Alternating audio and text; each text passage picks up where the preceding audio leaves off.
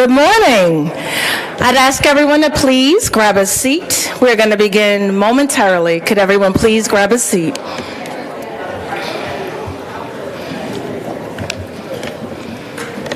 We don't want you to stop the chatter, but do please grab a seat. Everyone looks amazing. Please come on in. Welcome.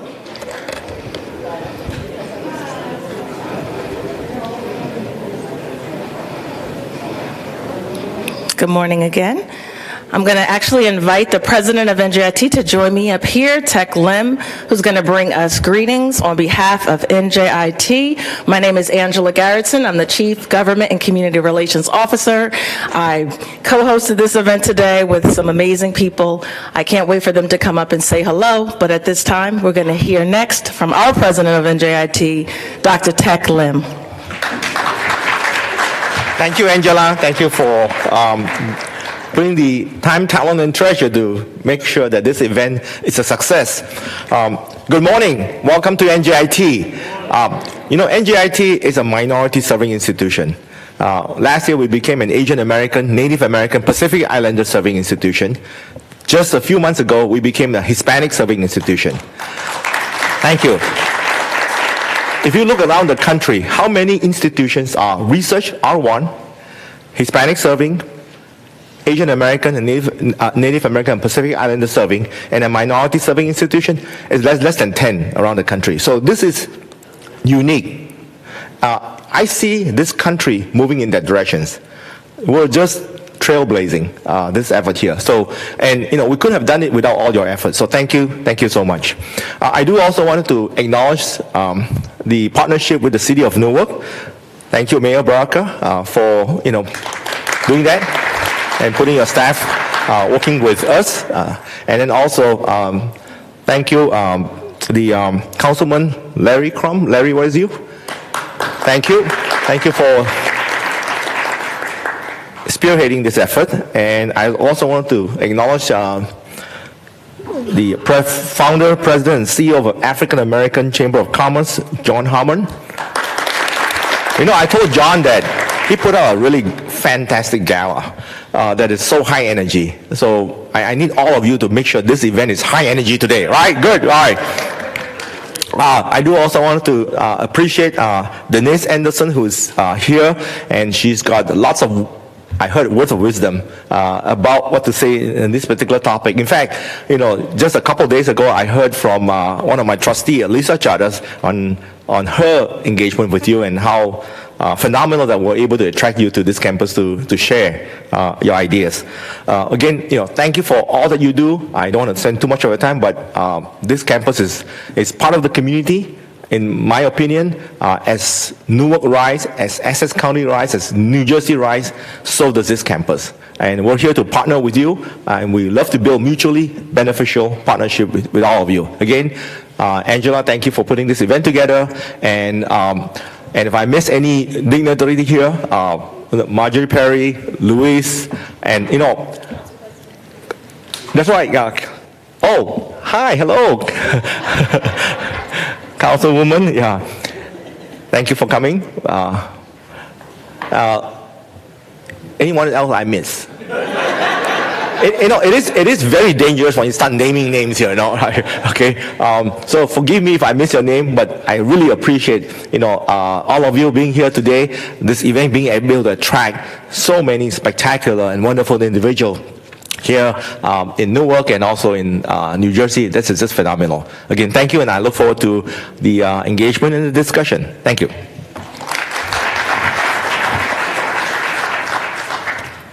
Thank you again, Dr. Lim. And now you will hear from our Councilman Crump. But before that, we also have one of our county commissioners, Wayne Richardson. Please give him a shout out. And yes, our council president is present, and we will have a number of other dignitaries and elected officials who will be joining us today, and we will greet them upon their arrival. Councilman Crump, please join me at the dais. Thank you.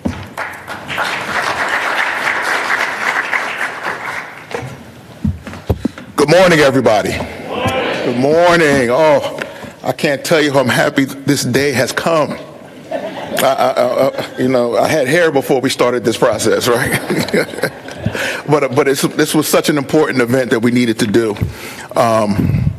Let me first and foremost shout out my wife, because she's here somewhere in the building, and I can't do half of what I do, or most of what I do, without her. I don't know where she went. Is she here? Where's she? She's somewhere. There she is in the back. And my son, who today has the patience of Job, because I appreciate that. And my sister is in from New Orleans, so I have to shout out my sister, my only blood sister. I know people claim they're my mom's relative and all that, but that's my only real sister right there. But I'll be honest, this started really right after the Disparity study came out. I happened to be talking to Regina Thomas, the former Secretary of State, and we were talking about that it was, first of all, that it was finally completed, and second of all, what are we going to do now? And it just so happened a few days or maybe a week later, the African American Chamber of Commerce had a presentation on the disparity study. And at first I was talking to John. At first I wasn't going to go down to Princeton, but I said, you know what, I need to go down and hear it and see what's going on. And I went down to Princeton and I saw the numbers, the stark reality of the disparity that is going on right now in our state with state contracts and procurement process amongst minorities and women and white people generally. And I felt the moral obligation to do something here, because it's something that we can't just let go. We have to say, what's next? And how do we advocate to make sure what is next? Because it's important for us to understand that this isn't just a one-time deal. We've known that for years and years and years that there have been this disparity. And now that we actually have the study done, we need to capitalize on that. And John said the word, and I appreciate that word, leverage it. Leverage all of us here to make sure that we are in Trenton doing what we need to do. You know, there are going to be some uncomfortable conversations, and there have to be in order for us to push for equity and equality, and we have to be ready for that. I don't have a problem with the uncomfortable conversations. We may have some uncomfortable conversations down in the governor's office, in the state legislative office, but we need to have those uncomfortable conversations now to make sure that equity occurs through our state. We always talk about, the wealth gap that's going on. The procurement process and the lack of equity is one of the reasons why there's such a wealth gap in our state. And so this is an opportunity for us to do something about that. This is an opportunity for us to every person in this room, to support, to advocate, and to talk to those in power about how we make the difference and make the change for our community and for our state. So I said more than I normally say. If y'all know me, I don't speak that much, but I just thought how important this was. And I want to give a shout out to, a special shout out to John Harmon, because I called him. He was on vacation somewhere, and he called me back about doing this, and I appreciate that. And I saw Ryan Haygood, and Ryan was like, "Yeah, this is from Institute of Social Justice, New Jersey Institute of Social Justice," and he was gung ho for it. And I said, if I got those two on board, then we can run with this. I called Angela. I said, can we do it at NJIT? I reached out to Carlos Medina from the Hispanic Chamber of Commerce. He said he couldn't make it, unfortunately, but he sent a great person to be here, Lewis, in his stead. I spoke to Assemblywoman Shavonda Sumter, who, if anyone knows, has been pushing in the state legislature to make sure this study got completed. And she'll be here a little later on. So I'm happy to be here. And these are my cards to tell me who's here that I should be announcing. We already mentioned the Council President, LaMonica McGuire, but she's my Council President, so I'll announce her again.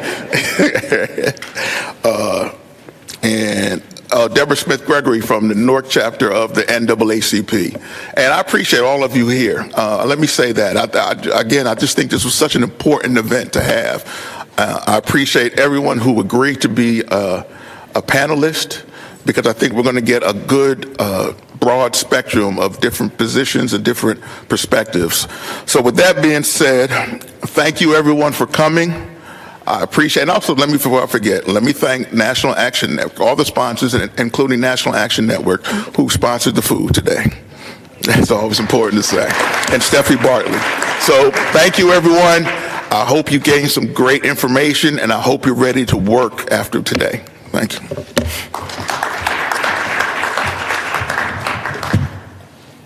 I guess I could bring up the next person. And so what we're going to have to bring up is John Harmon, founder, president, and CEO of the African American Chamber of Commerce of New Jersey. Thank you.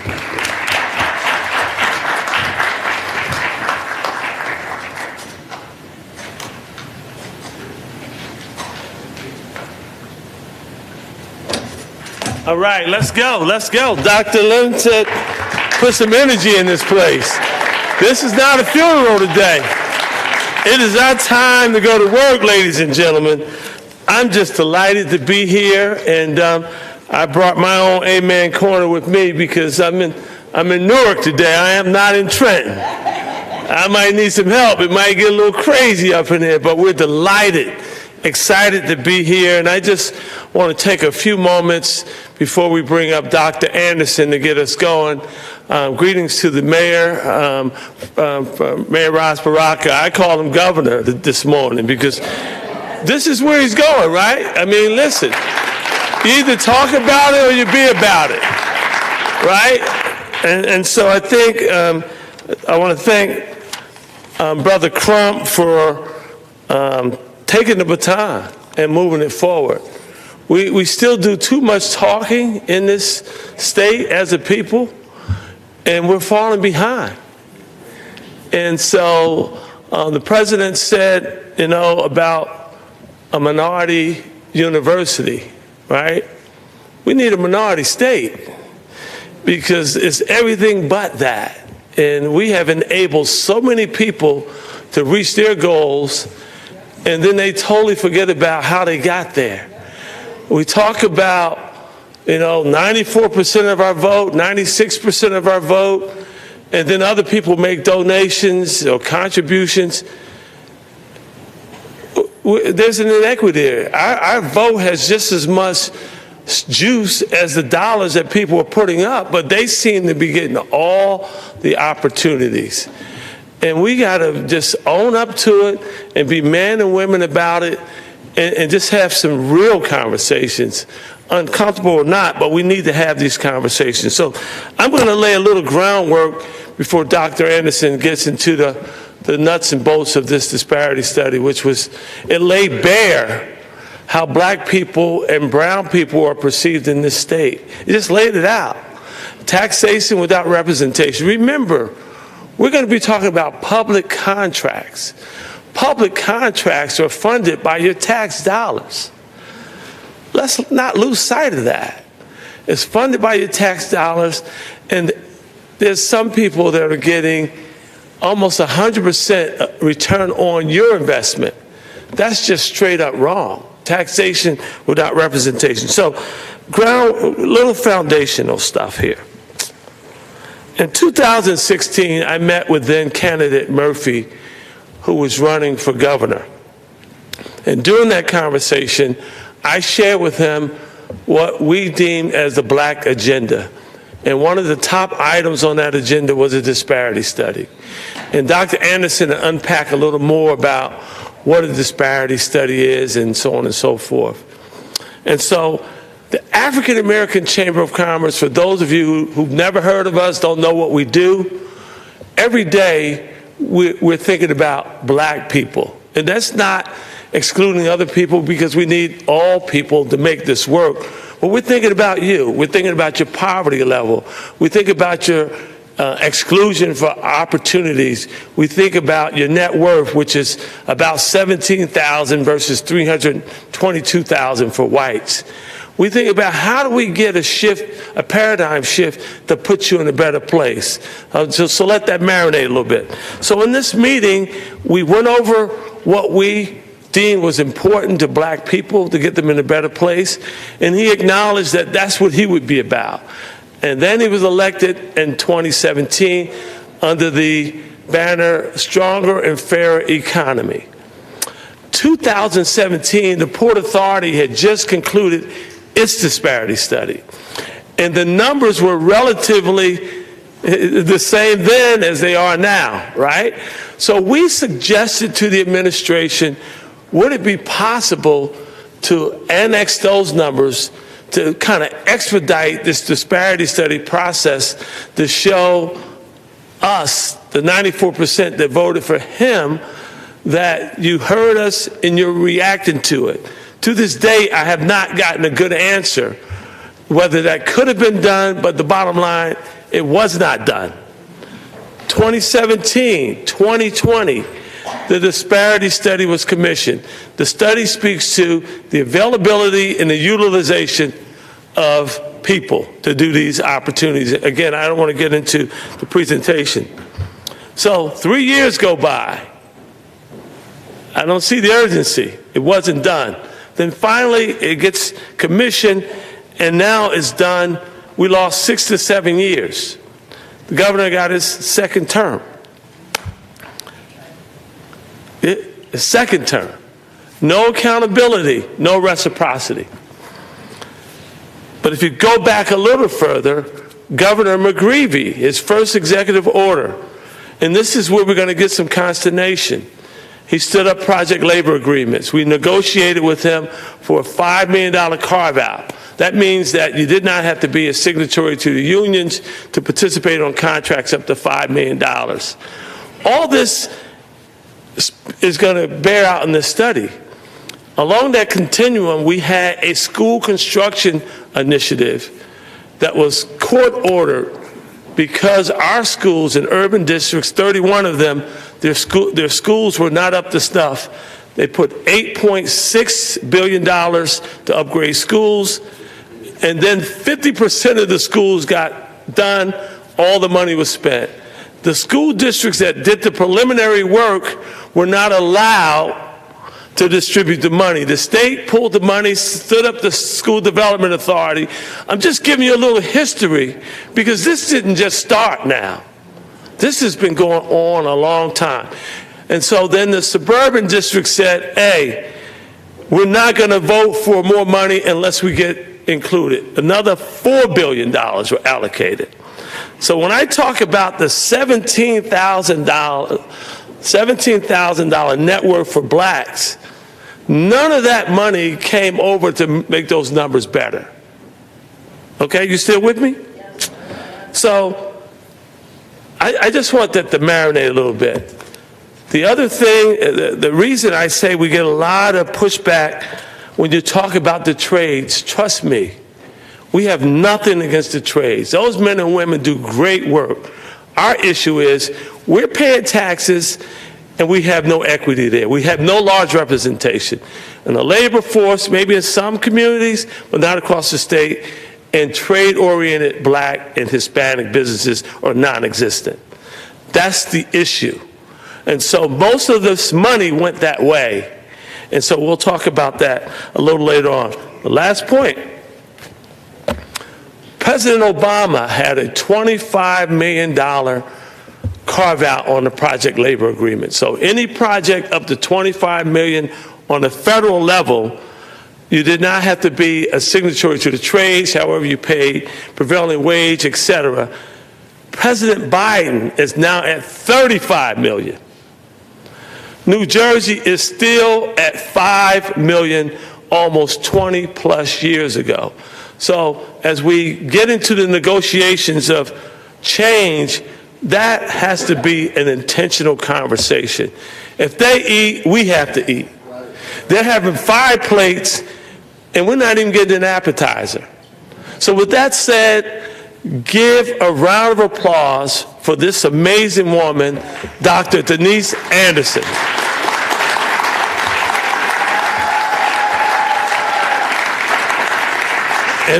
And I'm going to remain up here, and I may add a little color context to some of the comments, but we're off and running, and the mayor has a hard stop, so we need to get going.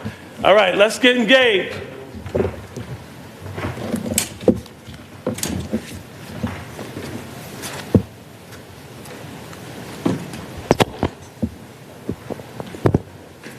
All right. Good morning, good people. Thank you, John, fellow Board of Directors, AACC&J staff, and AACC&J members for your tireless support and advocacy for black businesses and the black community. Moreover, thank you, Honorable Lawrence Crump, for graciously collaborating and coordinating with us to ensure a platform in New Jersey's largest city to continue this vital discussion.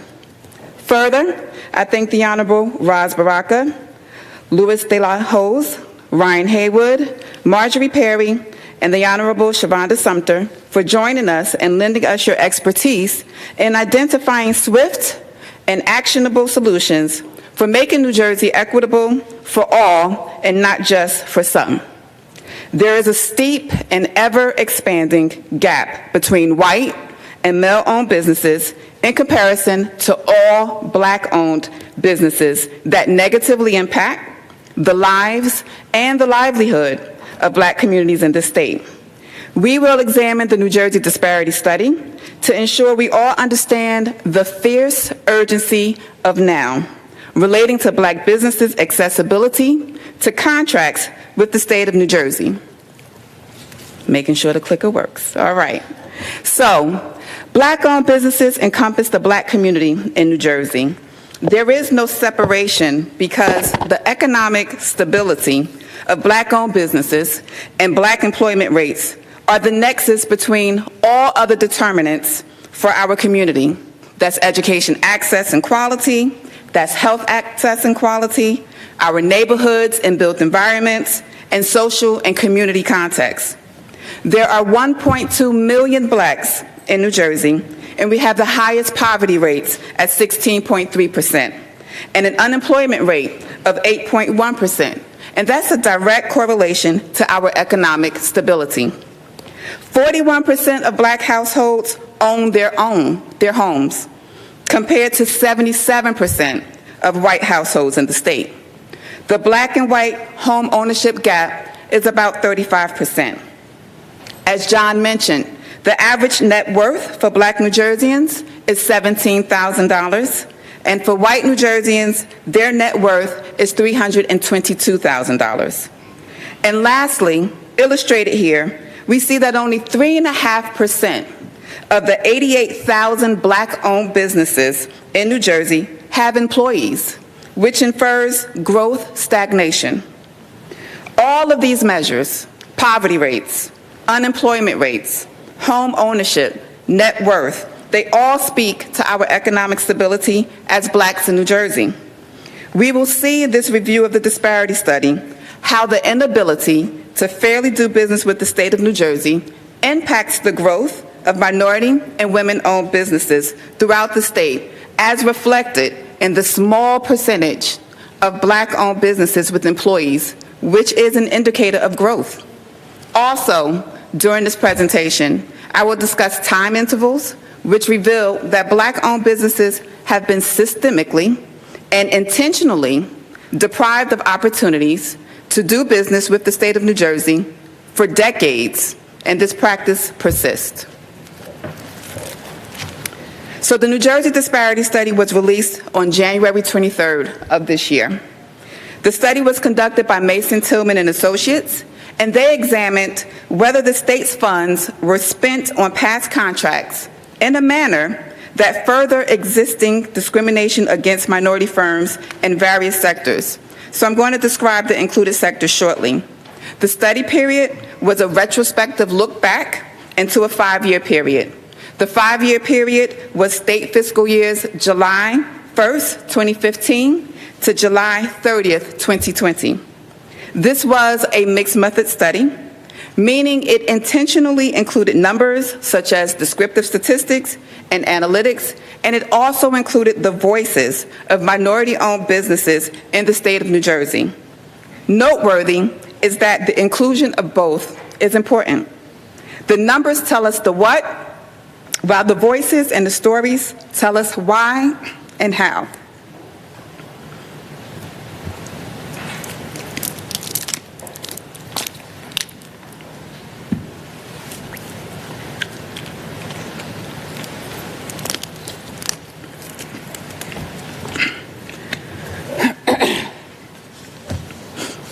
An intentional framework was used, in the study's design, collection of information, and interpretation. It is the framework that tells us a comprehensive story about what's happening with minority-owned businesses in the state. And this framework should support the state's efforts in designing and implementing, monitoring, and being accountable for comprehensive and swift solutions. The framework is as follows: establishing active or passive discrimination, establishing systemic discriminatory exclusion, which includes an analysis of the geographic market, current versus historical evidence, and statistical evidence, including the availability and utilization of minority-owned businesses in the state. There's anecdotal evidence, which again is the voice of minority-owned businesses here, and there's remedial action scheme, which is the acknowledgement of sufficient evidence to support systemic findings and the need for corrective actions. So I, in turn, am summarizing the results of the New Jersey Disparity Study using the framework as just described. So first with the framework is active and passive discrimination. So let's first define active and passive discrimination. An entity will be considered an active participant if the evidence shows it has created barriers that actively exclude. That's active discrimination. An entity will be considered a passive participant in the private sector discriminatory practices if it has infused tax dollars into that discriminatory industry, passive discrimination. The evidence will demonstrate that the state of New Jersey has been an active and passive participant in discrimination towards minority and women-owned firms. Next in the framework is establishing systemic discriminatory exclusion, and it has three parts: the geographic market, followed by current versus historical context, and then statistical evidence. So we will examine the geographic market first. So we are talking about the New Jersey state government. So the market area in this study is the entire state. Looking at the top chart, table 5.8, you will see that over 1/3 of New Jersey state contracts were awarded to businesses out of the state during the state period, all right? So that's state fiscal years 2015 to 2020. So that's problem number one. Over 1/3 of New Jersey state contracts go to out-of-state vendors. That is only justifiable if the state of New Jersey can validate that there was no eligible entities in New Jersey who could satisfactorily complete the scope of work, meet the contracting requirements. Tables 5.5, 5.6, and 5.7 illustrate the percentage of out-of-state contracts by industry during the study period. Respectively, out-of-state contracts during the study period were 6% for construction, 32% for professional services, and 40% for goods and services. I will describe the industries included in the study shortly. We're staying with the framework, establishing systemic discriminatory exclusion. We just covered the geographic market, and now we will explore current versus historical evidence. With this framework component, pre- and post-Minority Women Business Enterprise Program data is assessed to analyze whether a disparity would exist without a Minority Women Business Enterprise Program. Currently, New Jersey does not have an MWBE program. There is a certification, but not a set-aside. And a set-aside means that a dollar amount or a percentage gets awarded to minority, women-owned, and other diverse businesses, such as economically disadvantaged, etc. However, there are two set-aside programs in existence. The Small Business Program set aside at least 25% of the total dollar value of state contracts and is an overall program goal for each state contracting agency. Then there is the race-neutral set-aside program for service-disabled, veteran-owned businesses, which set aside at least 3% of the contracts awarded to eligible service-disabled, veteran-owned businesses. Not mentioned in this study, but found during my research, is that in 1985, New Jersey had a minority women business-owned program. The current set-aside for small businesses was divided into 15% for small businesses, 7% for minority-owned firms, and 3% for women-owned firms. This program was established in 1985 because the administration at that time knew this was a problem. 39 years later, we are still in this predicament in this state. Almost 40 years of starving minority and women-owned businesses, our communities, and our families. The same legal reference throughout the study, the Croson decision in 1989, called into question the legality of set-asides across the country, including New Jersey. So resultingly, the program was suspended in 1989. Governor Florio signed Executive Order Number 213 in 1989, establishing the State of New Jersey Governor's Study Commission on Discrimination in Public Works. The commission determined that the Minority Women Business Enterprise Program was justified, and it appeared to resume. However, the program was terminated by Governor McGreevey in 2003 via Executive Order Number 71 as a result of a lawsuit. In 2006, Governor Corzine, via Executive Order Number 34, established the Division of Minority and Women Business Development. The charge of the office was to set utilization goals, track and monitor, develop standards and procedures for all state agencies, including authorities, colleges, universities, and assign minority and women business enterprise liaisons at all state agencies, et cetera, et cetera, et cetera. Unfortunately, the trail stops with zero evidence of the function of this office being fulfilled, and definitely zero evidence of a positive impact on minority, women-owned businesses in New Jersey. So in summary, regarding current versus historical evidence, there is a dichotomy. Currently in New Jersey, we are on the side of race-neutral measures and policies related to procurement and contracting with the state, which is not serving diverse businesses. And on the other side of the spectrum are race and gender-conscious measures that ensure and monitor the inclusion of diverse businesses. This is the direction we must go in as a starting point for righting the wrongs of the past and present.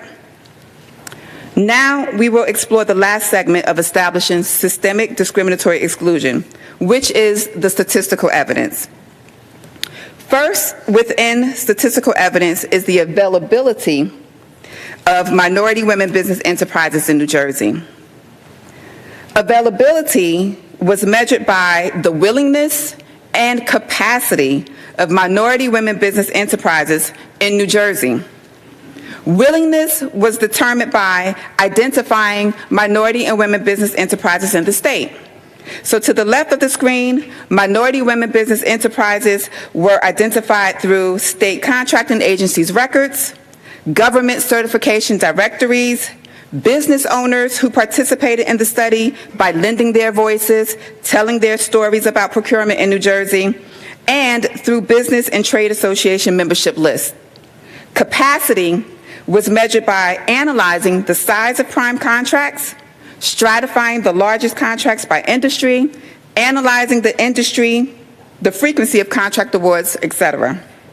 So the results of this study concluded that minority and women business enterprises in New Jersey are qualified, willing, and able to perform state contracts. Before moving on to the data, I want to briefly review New Jersey's procurement context over the next several slides.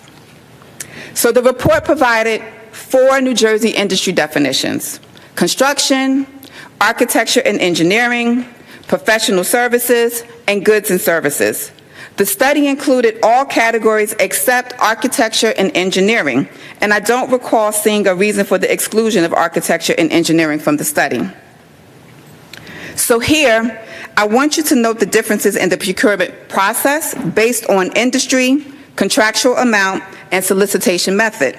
So in construction, contracts $65,000 and lower require 3 sealed bid proposals. For construction contracts over $65,000, there is a request for bids. This slide shows that states' procurement process for professional services and goods and services are the same. Contracts $1,000 and under require no solicitation. Contracts over $1,000 but below $17,500 require 3 verbal quotes. Contracts over $17,500 but less than $40,000 requires 3 written proposals. And contracts over $40,000 require a request for bid proposals. So let's make our way into the utilization data and review the soul of New Jersey state procurement. For context, let's define the disparity index. Essentially, the disparity index measures whether minority and women-owned businesses are securing public or government contracts in proportion to their availability and their representation in the state of New Jersey. Let me say this another way. Blacks comprise approximately 13% of New Jersey population. Therefore, our proportion of state contracts should be approximately 13%.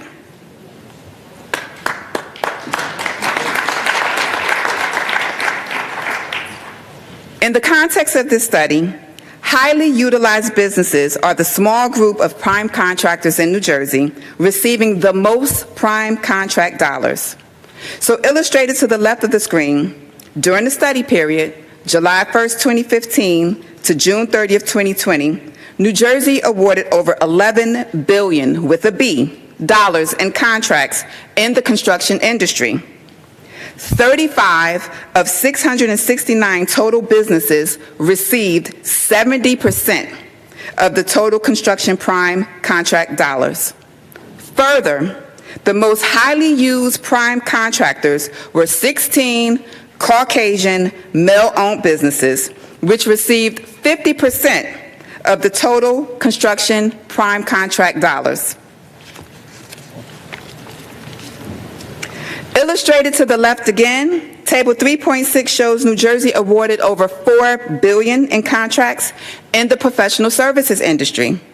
Table 3.11 illustrates that 49 of the 1,311 businesses received 70% of the professional services prime contract dollars. A small group, approximately 4% of prime contractors, received most of the professional services prime contract dollars awarded by state contracting agencies. To the bottom right, Table 3.12 reveals that the most highly used prime contractors were 15 Caucasian male-owned and 2 Asian American-owned businesses.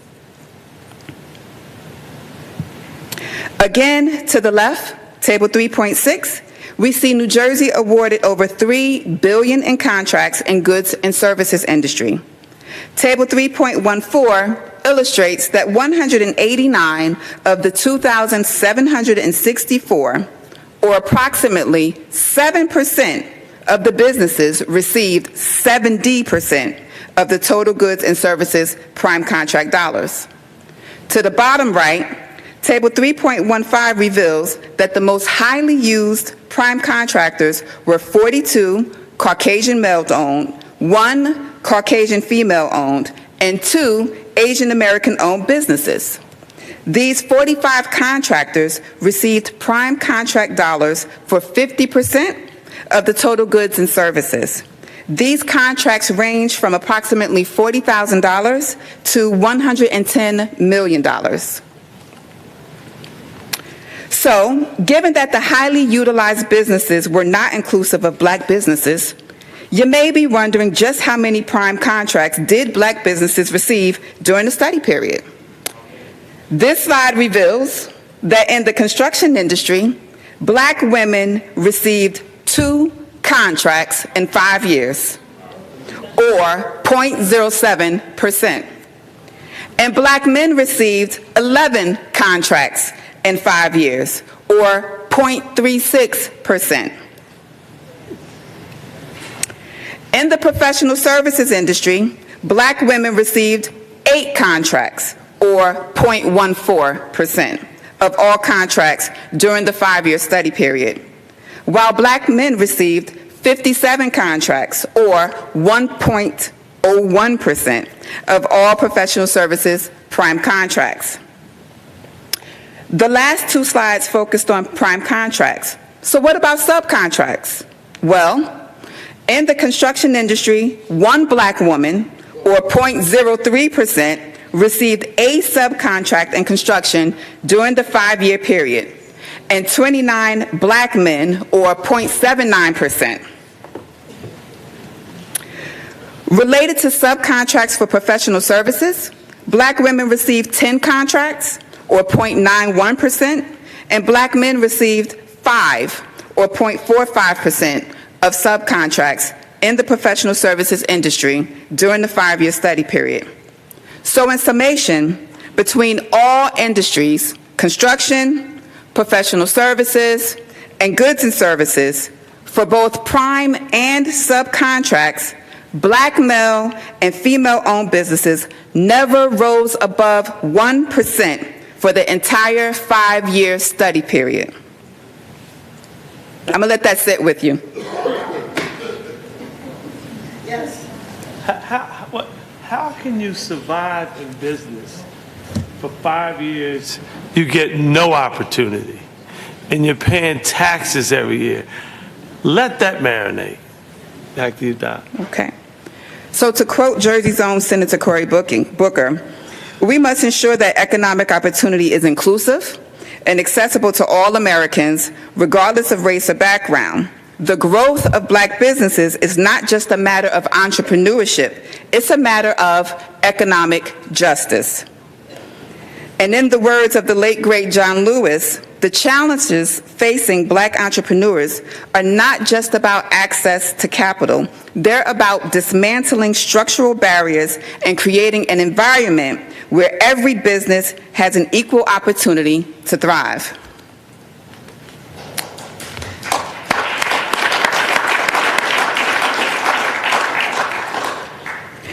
The statistics and the percentages presented over the past several slides were descriptive. And although a disparity was pretty obvious, whereas black men and women never rose above 1% of prime or subcontract during the 5-year study period, not all disparities are easily noticeable without further statistical analysis. Nonetheless, the study facilitators conducted statistical analysis to verify disparities between groups. The table displayed on this slide helps us interpret the statistical analysis.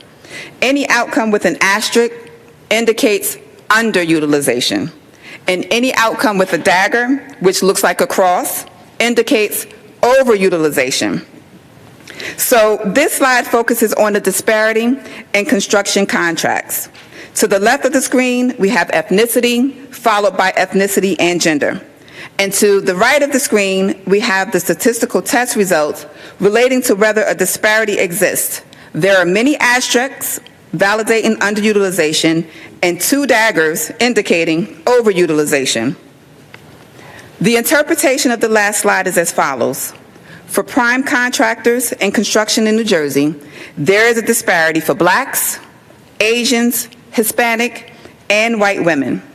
For subcontractors in construction, there is a disparity for blacks and Asians. Related to professional services, prime and subcontracts, for prime contractors and professional services in New Jersey, there is a disparity for blacks, Asians, Hispanics, and white women. For subcontractors in professional services, there is a disparity for blacks, Hispanics, and white women. For prime contracts in goods and services in New Jersey, there is a disparity for blacks, Asians, Hispanics, and white women. And listen to me carefully. For at least one industry, prime or subcontract dollars, there was no disparity for Asian, Hispanic, and white women. However, there was a disparity for black men and women in every industry, both prime and subcontract dollars. When I initially presented this study, I quoted James Baldwin, and each time I present it, it penetrates deeper. To be a Negro in this country and to be relatively conscious is to be in a rage almost all the time.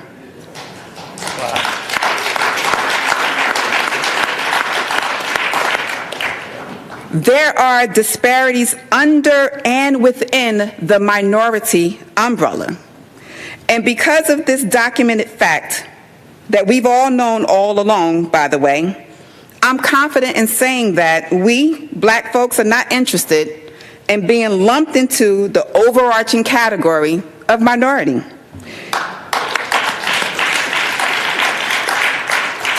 We need solutions that specifically address the black and white disparity and the black versus other diverse populations disparities. In this slide, we are examining disparities in business ownership and business earnings. For blacks, we have proportionate representation in construction and professional services businesses, but a disparity in goods and services business ownership. However, there is a disparity in the construction, professional, and goods and services relating to business earnings. We can certainly see how that is supported with 1% or less of all state contracts in these industries.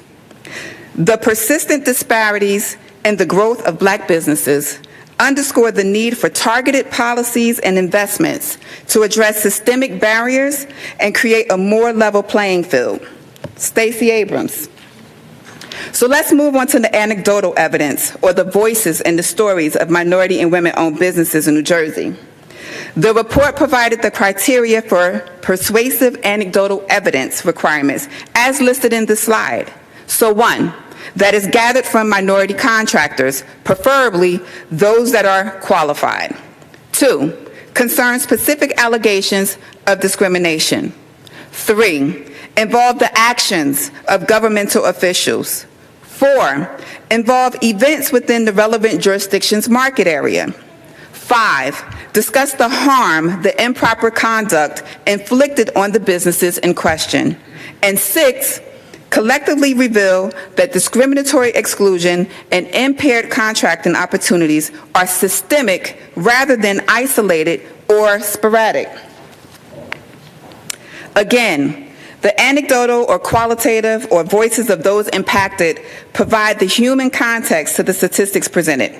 It often provides the how and or the why the issue exists and persists. There were 6 virtual business community meetings in September 2022. There were also in-depth one-on-one interviews. Participants included minority groups, white women, and white male-owned prime contractors. Potential participants were identified and obtained from utilized businesses, vendor lists, certification directories, business and trade association membership lists, and chambers of commerce directories. Individuals identified from this recruitment mechanism received an email inviting participation. Further, formal meeting notices were published and shared on various media platforms. 551 business owners logged in to at least one of the 6 virtual meetings and completed a survey. Themes emerged from the discussions with business owners reflected in the first column of the table, and I selected one quote to support each theme. I will read these quotes because I believe business owners can attest to these expressions and experiences. So, it is discriminatory and institutional racism. The finding was racial barriers. Everybody pays taxes, but only white people can get business with the government. That is why they are the ones who have large, successful companies. The people who are in decision-making positions have the power and authority to award the RFPs to people who look like them, not who look like African Americans or Latinas. We know that they are getting the lion's share of the business, and unless there are state mandates to include minority businesses, nothing will change. Theme 2, preferred contractors. The state already has an idea of who they want to work with before advertising the request for proposal. That is why they have very specific requirements in their RFPs. There are only 1 or 2 companies that can meet the requirements. Issuing an RFP just to allow businesses to respond with no intention of using them is not fair.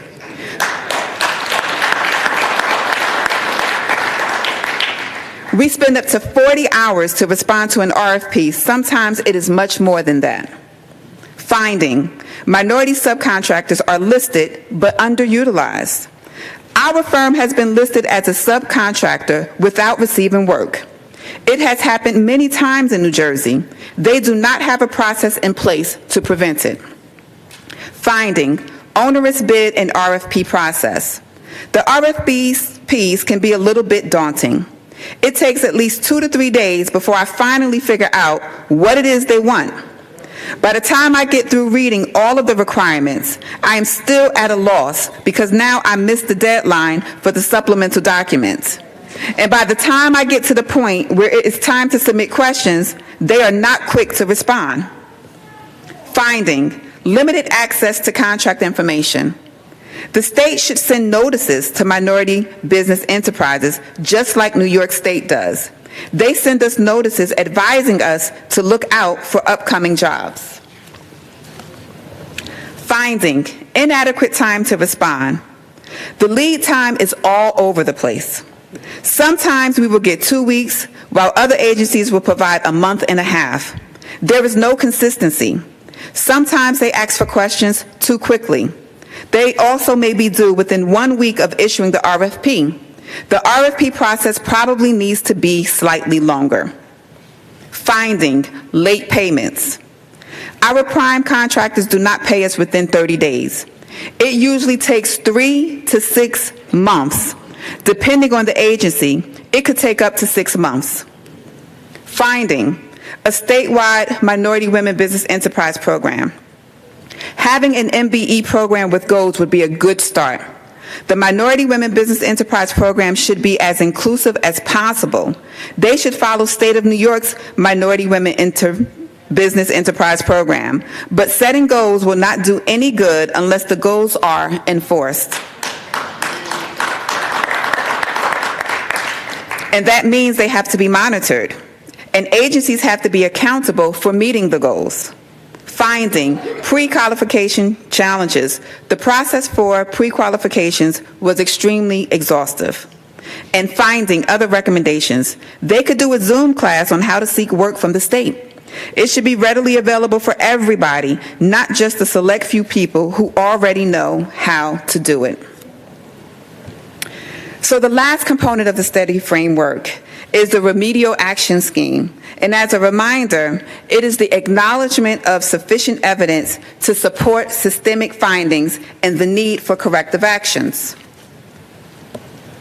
The documented evidence in this report supports narrowly tailored, race and gender conscious remedies for the underutilization of minority and women-owned businesses in New Jersey. And this bears repeating, narrowly tailored, to include specifics for Black men and Black women who are at the bottom under the minority umbrella. Again, disparities need to be addressed between Blacks and whites and within minority groups. This is not only equity, this is justice, fairness. Casting the proverbial catch-all wide net is not working for all, which is what the practice has been. We need specific solutions for different populations based on the data and their needs. Regardless of how we are classified, lumping us as minority does not make us monolithic.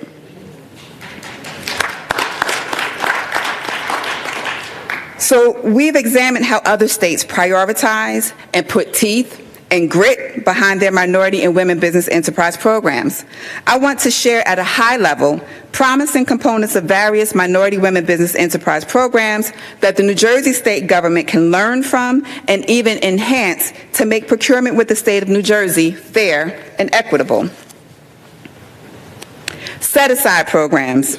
Designating a percentage of contracts specified for minority-owned, women-owned, and other underrepresented businesses. Outreach and education. Implementing programs to educate diverse suppliers on government procurement processes, helping them navigate and complete effectively. Incentives and preferences. Providing incentives or preferences for government agencies to award contracts to diverse suppliers, encouraging greater inclusion. Data collection and reporting. So, establishing systems to collect and analyze data on supplier diversity, ensuring accountability and transparency in government procurement. Capacity building. Offering resources and support to help diverse businesses build capacity and meet the requirements for government contracts. The Prompt Payment Act requires state agencies to pay correctly submitted, undisputed invoices within 45 calendar days of initial receipt. State departments must automatically calculate and pay the appropriate late payment penalties if the requirement is unmet. This is legislated in California. They have reciprocity partners. Prime contractors benefit from your certification when they subcontract with your business. Mentor Protege Program. This is in Illinois. It provides various types of support to create more equitable access to economic growth while meeting the state's business enterprise program contracting goals for minority, women, and persons with disabilities-owned businesses. Minnesota set goals that require prime contractors to subcontract a portion of the work to certified targeted groups of economically disadvantaged or veteran-owned small businesses on contracts for construction or consulting services. And in Ohio, they provide financial and bonding assistance to business. And in our backyard, next door, are minority women business enterprise programs for the New York, New Jersey Port Authority and New York State. The New York, New Jersey Port Authority has set aside programs for minority business enterprises at 20%, women business enterprises at 10%, and service-disabled veteran-owned businesses at 3%. Further, they have initiatives such as vendor price preference, subcontracting specifications such as diversity within diversity, informal purchase bids, and various architecture, engineering, and construction academies. In New York State, Governor Hochul has passed legislation that prevents fraud and abuse within the MWBE program.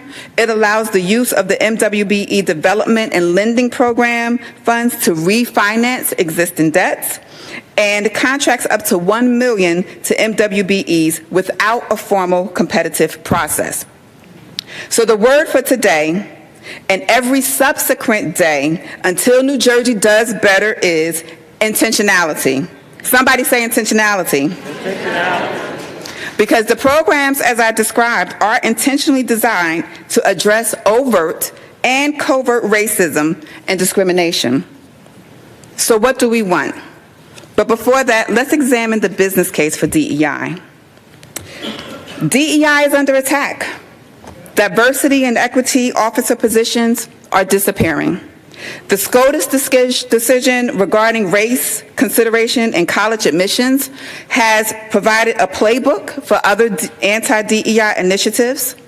The teaching of our history is under attack in our schools, and we have Black leaders in all sectors under personal attack, being directly or indirectly forced out of positions or literally dying trying to disrupt structural barriers or institutional racism. Inclusion and representation have improved adaptability and profits and created a better customer experience.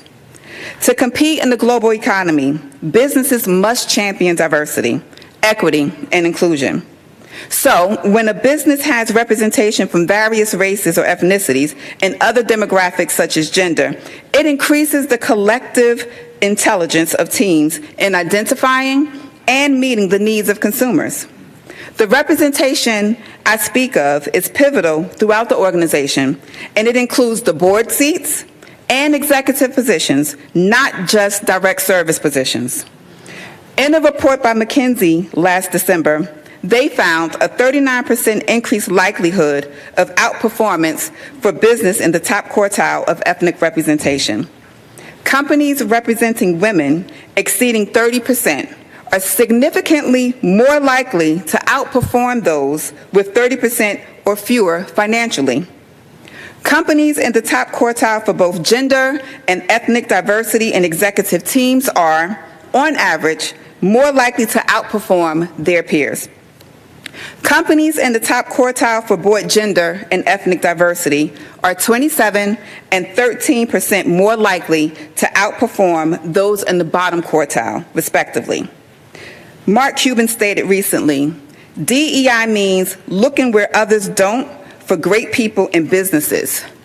It means working with them to put them in a position to succeed and accepting what is unique about them.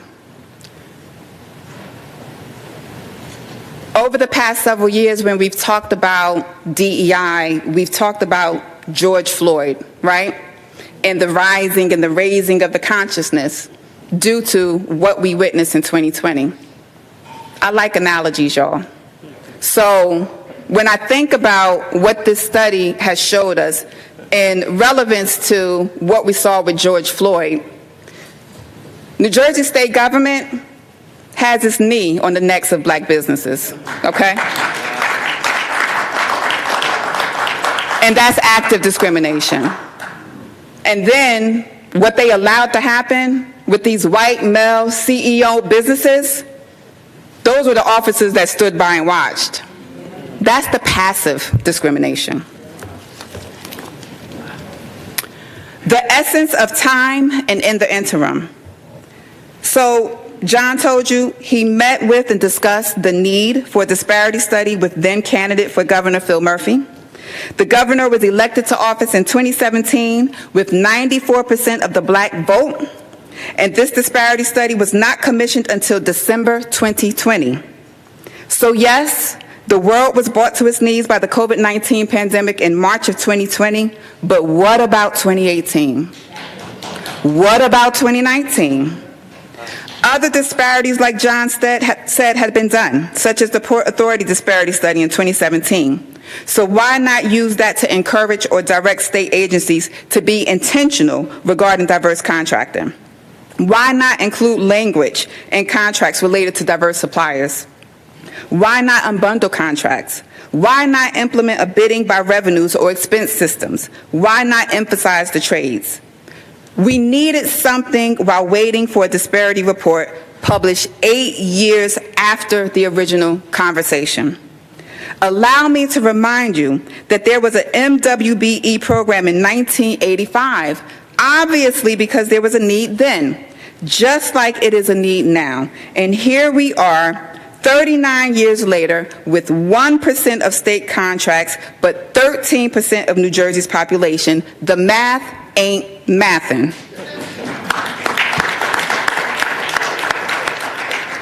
You cannot leave institutions and people to their own devices to do the right thing. And arguably, the most consequential example of this is redlining, right? Yes, institutions, the banks, and realtors, the individuals, left to their own devices, successfully hyper-segregated blacks to urban centers across this country, and residential segregation has been and remains a significant factor for all other determinants we experience as a community. In this case, the state of New Jersey is the institution, and the CEOs of the private sector, aka the individuals who secured all of those prime contracts and did not willfully subcontract with minority and women-owned businesses, are the responsible parties for the exclusion of black-owned businesses participating and contracting with the state of New Jersey.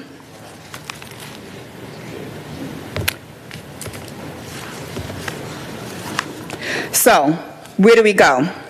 John met with the governor and his team in February last month. This followed an earlier meeting between John, several AACC&J board members, and members from the Murphy team in the Department of Treasury. Since then, the African American Chamber of Commerce New Jersey Disparity Study Task Force was established, co-chaired by myself and Philanda Nixon, Chief of Public Policy and External Affairs at AACC&J.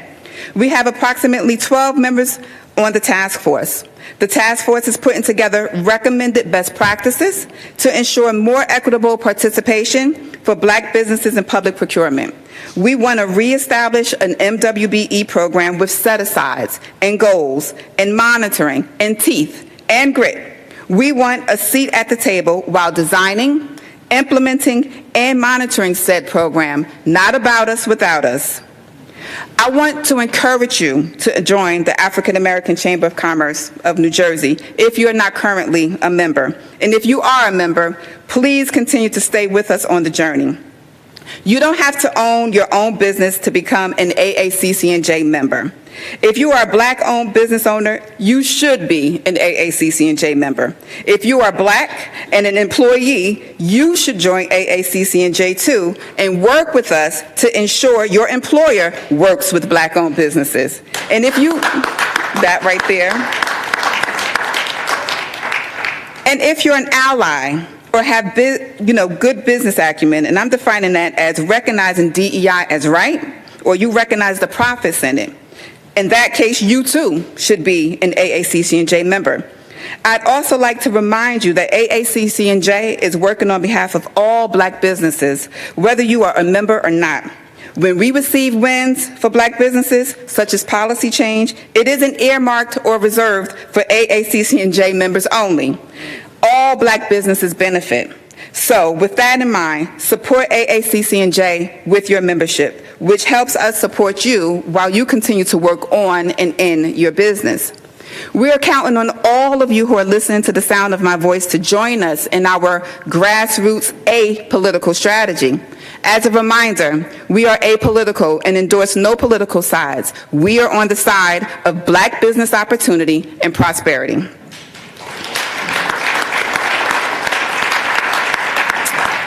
So what does that strategy look like? It looks like us sending you the language that you can use to email or call your state legislator, including how to identify your district legislators. It looks like requesting you to sign a petition as an individual and or a business entity supporting AACC&J policy priorities. It also involves providing you with social media messaging and inclusive hashtags. We want you to be able to, tag us in your social media posts. We also seek that you help us to get on the agenda for your local school board meetings, county meetings, civic community engagement meetings, etc. Again, we want justice and equity for Black businesses in the state, and more to come on this. And there are some other things the Murphy administration could do now, too. They could track and monitor right now, because the study period was between 2015 and 2020. We are in 2024, and we know that the discriminatory practices have persisted. And that idea about having minority and women business enterprise liaisons at all state agencies, that could happen now too. This does not require hiring 20 new people, in which recruitment of state jobs is challenging and the hiring process can be 6 months or better, just like it takes to pay an invoice, right? So every state agency has a procurement office. So they can assign an MWBE liaison in the procurement departments at all state agencies, the authorities, the institutions, the colleges, the universities, set expectations, train and monitor folks. It's basic program management.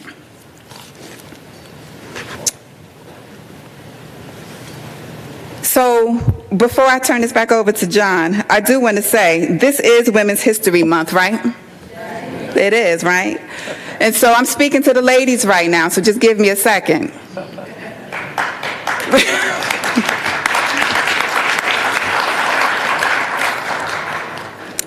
I want you to know that I see you. We are tired, right? We are always in a battle. We leave corporations and government jobs to start our own businesses because we are tired of the double negative, Black and female. We start our businesses to work hard for ourselves, just as we've been working hard for others, only to find ourselves in New Jersey earning less than 1% of state contracts in 5 years. I got one word and 4 syllables for that: disrespectful. Say it, disrespectful. The most disrespected person in America is the Black woman. The most unprotected person in America is the Black woman. And the most neglected person in America is the Black woman, Malcolm X. The Black woman's economic stability. Well, we're more likely to be divorced or never married and single mothers. Our socioeconomic status is not a protective factor. We have more to do with our income, such as single parenthood and fiscal caretaking responsibilities for extended family members. Then there is the gender pay disparity. In 2022, Black women earned 70% as much as white men.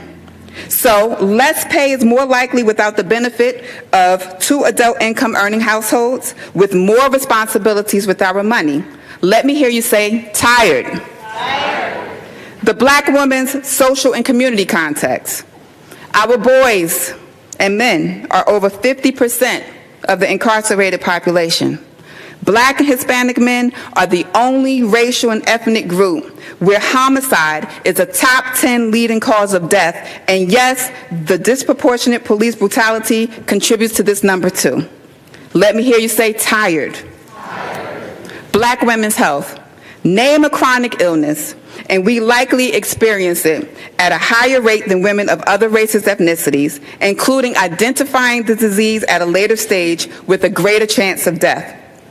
We talk about weathering, whereas black women of higher socioeconomic status, we had to fight, claw, bleed, sweat, and with tears to get where we are and to stay here.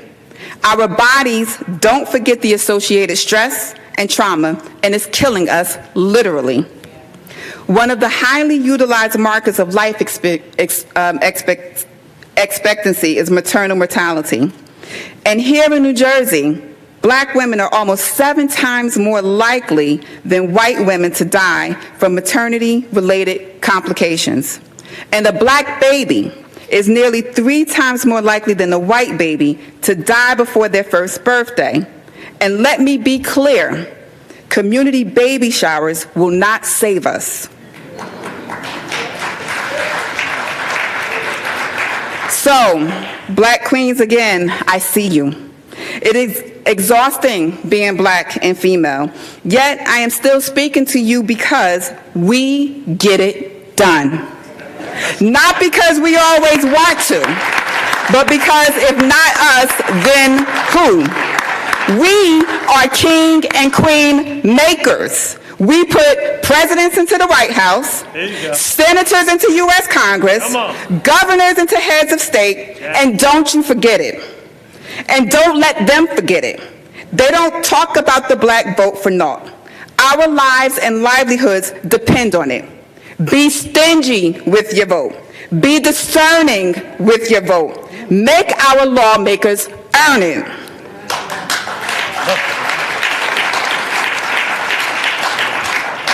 When discussing civic engagement, I emphasize the importance of voting at the local and state levels because local and state laws can enhance or worsen our quality of life. Here in New Jersey, our government has failed black businesses.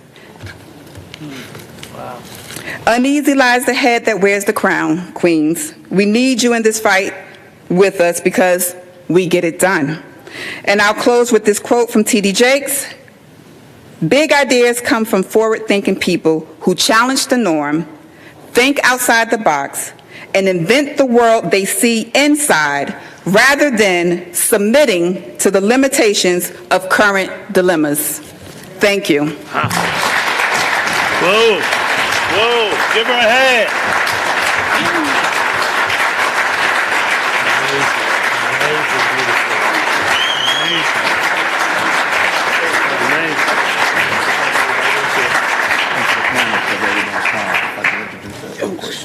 You can introduce the people. Yeah, okay. And so you see why I did that, why we had this panel discussion and presentation. Thank you, Dr. Anderson. That was amazing. That was amazing. Let me real quick just make a couple of announcements. I know we have Mayor Dahlia Vertreese of Hillside here. We have Rick Thigpen, Senior Vice President of Corporate Citizenship from PSE&G, one of my mentors, too. I learned a lot from him. And I'll be remiss if I didn't mention some of the city officials. Director of Health and Wellness, Ketlin Alsbrook. Over there. And our Deputy Mayor of Economic and Housing Development is walking right there, Allison Ladd. And I always got to mention a wonderful person, Terry Tucker, former Chief of Staff to our beloved Lieutenant Governor, Sheila Oliver. And I just have to mention Ferlanda's name, because I did say I bothered her a lot, and she said I didn't, but I know I did. Thank you for everything you did. So we're going to, in the interest of time and respect everybody's time, we're going to jump right into the panel discussion, okay? Is that all right? And then we get to eat? All right, thank you. So I'll leave it up to John to introduce. Great job. Give Brother Crump a round of applause as the panelists come up. And I would be remiss if I didn't, formally acknowledge some of my team. I alluded to them earlier, but we have the chair of our board, Mr. Gary Mann, here. Stand up, Gary. Let him see you, brother. Yeah, that was wonderful. Our vice chair, Tamisha Smith. I'm going to be up here for 10 minutes. And you heard about our Chief of External Affairs and Public Policy, Philanda Nixon Esquire. And so we have two organizations, our New York State Black Business Alliance. The chairwoman of that group is Ms. Tanya Freeman Esquire. She's also here. So we got more women and men in leadership. That's for a reason, because they make things happen. So we're going to get right into the panel.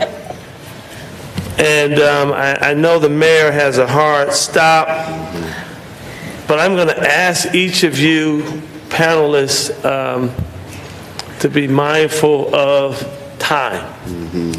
We want some concise answers. We can keep answers 2 to 3 minutes. I think we can get a lot covered in that time, if that's okay with you all. I don't have the power to turn your mic off. I don't want to do that. But the folks are engaged, and so let's get right to it. You have the Honorable Ras Baraka, the Mayor of City of Newark, New Jersey's largest city. He's also a candidate for governor for the state of New Jersey. We got the Honorable Shavonda Sumter, Assemblywoman, 33rd Legislative District. Ryan Haygood, Esquire, President, Chief Executive Officer, New Jersey Institute for Social Justice. My brother Luis, the hell with you.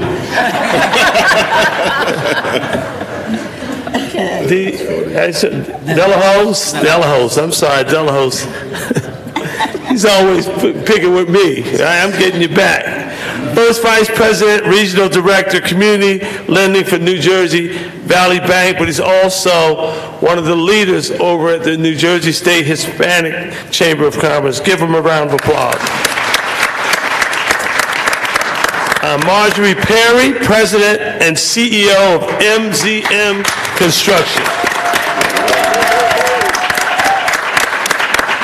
All right, we're going to go right to the home court. And then I'm going to start with the mayor. And then, Ryan, I'm going to come to you with this question. First question. First question. We heard the study. We heard the disparity. We're feeling the outrage. Mayor, how did we get here? How did we get here? Well, I wanted to talk a little about a few solutions, but honestly, I think we all know how we got here. We didn't come on the Nina, the Pinta, the Santa Maria, that's for sure. Unless we was at the bottom. But you know, I think just historic and systemic, deliberate exclusion and racism, which means that our remedies have to be deliberate and intentional. The problem is that when you try to do these things, people make you believe that what you're doing is wrong, that it's illegal even.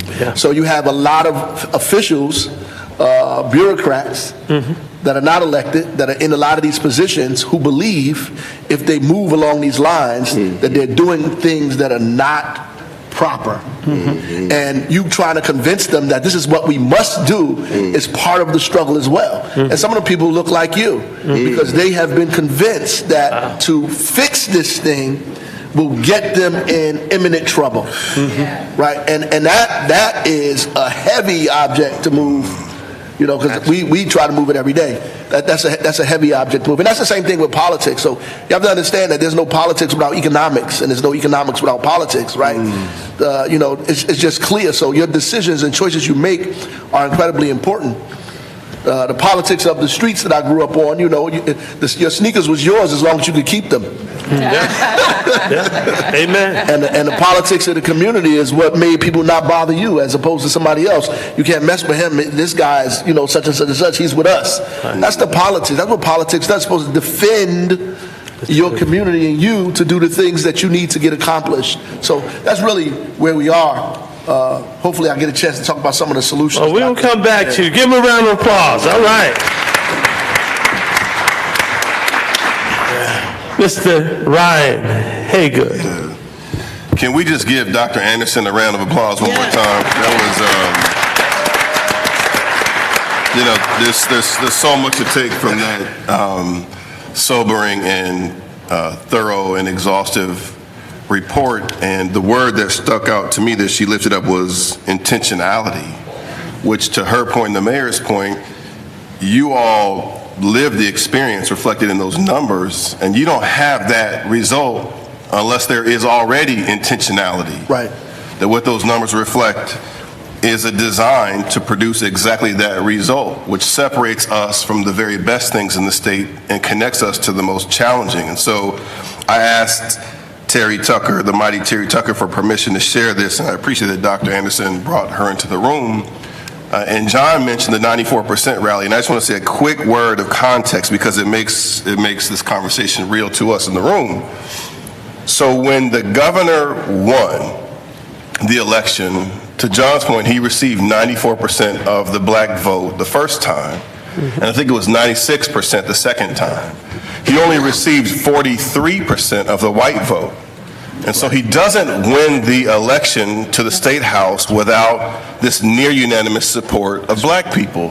And so a group of us met with him to talk about what the 94% means to him. And I said some version of what I said to him. I said, well, Governor, you received 94% of the black vote in the context of black people in New Jersey already facing some of the worst racial disparities in every direction: health, wealth, criminal justice entanglement, separation from contracts.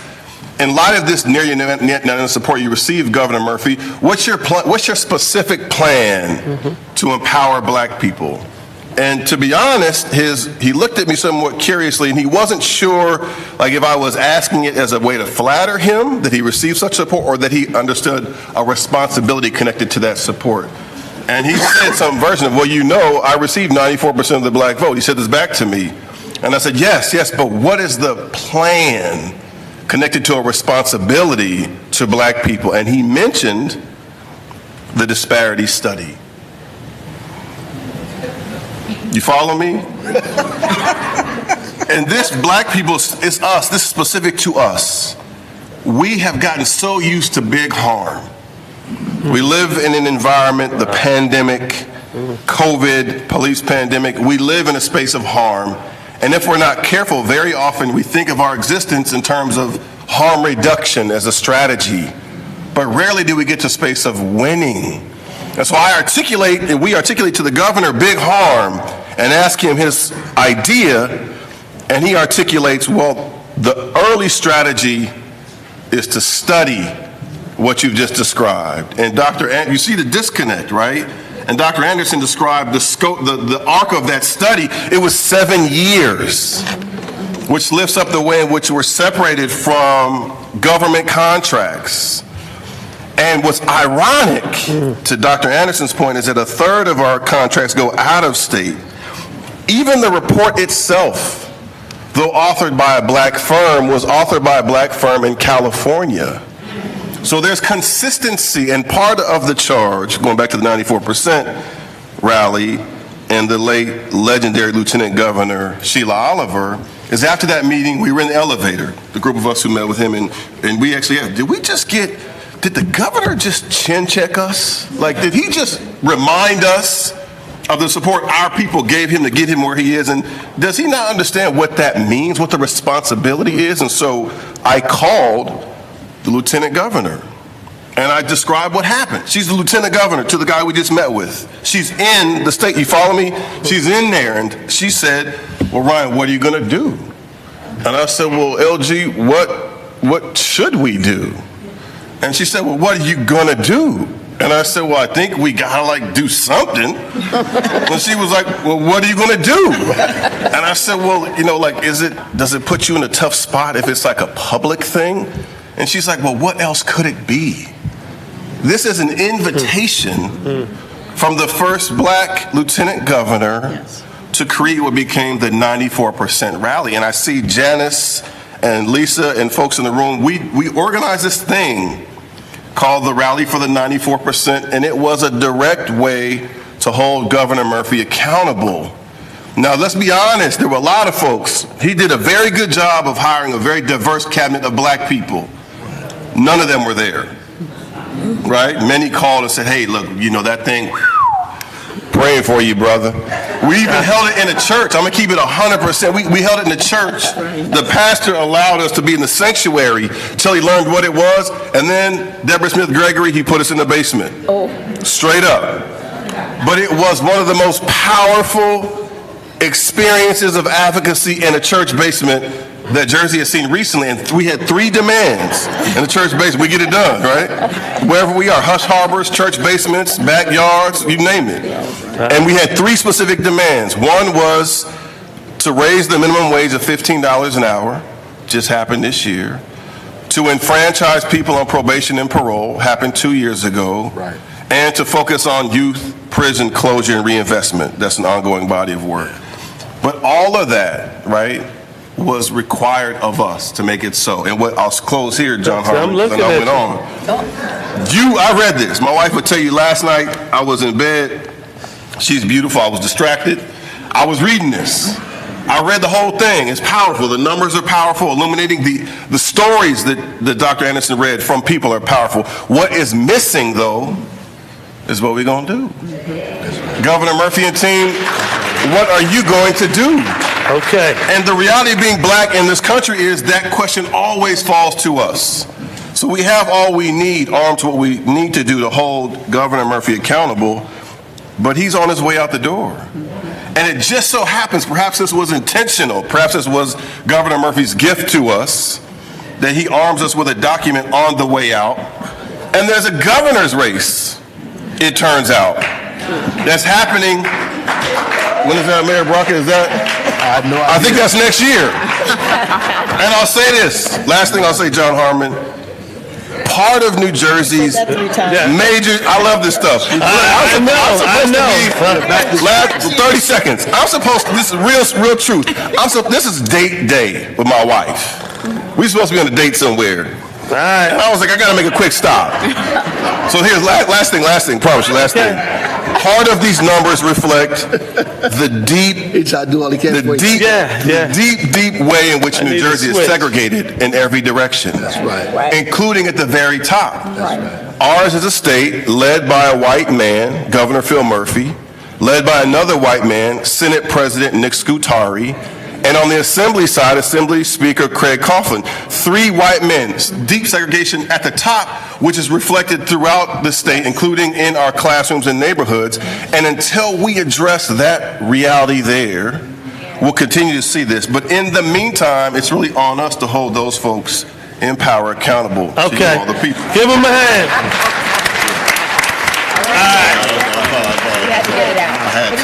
Okay, now Ryan, I'll let you go because appreciate it. Because the historical context is very important to set the conversation. And at the end of the day, we're going to talk about where do we go from here? Because we should be just outraged every day until something changes. We have been taking this too much on the chin, too calmly. But ladies and gentlemen, it is time to forge a new paradigm, okay? So let's go to the women here. I'm going to start with Marge Perry, then we go to Dr. Anderson, and then we're going to go to Sister Shavonda, and then Luis. All right. I think the mayor needs to leave in 5 minutes. Yeah. No, go ahead. Let them go. Let them go. Okay. All right. So, the mayor has to roll out, but let's try to move it here. So, as a principal of a minority, a woman-owned business, we need to hear some of your stories about trying to win government contracts. And we're going to ask Dr. Anderson the same question. Or in between, we'll let the mayor go and then come back to Dr. Anderson. Is that okay? After March. So, I'm going to just tell you straight up, I stay in trouble all the time because I have this discussion all the time. Number one, for every state contract I've ever won, they change the needle when I go to pre-qualify. So I just wanted you to know what happens. So when you pre-qualify, like I have to go through something called Department of Public Works for the state. If you don't have financial statements, you don't have bonding, you don't have all of this litany of paper, I can't even get to the RFP. So what did we do? Because I come out of a corporate environment, I understood to watch how it's adapting all the time, because the legislation is designed and written by the prime contractors and the developers. Because I sat on the EDA. I said, well, did the developers write this? Because nobody else has this information. I just happen to be sitting on EDA. So here's what I say, and I'm going to leave it in 5 seconds. We have to get better at saying, no, we're not going to do that. We need to do it this way. 2, we need to take our stronger minority firms to help the smaller ones. I'm working with 4 right now. They don't have financial statements. You can't even get in the system. Or a balance sheet.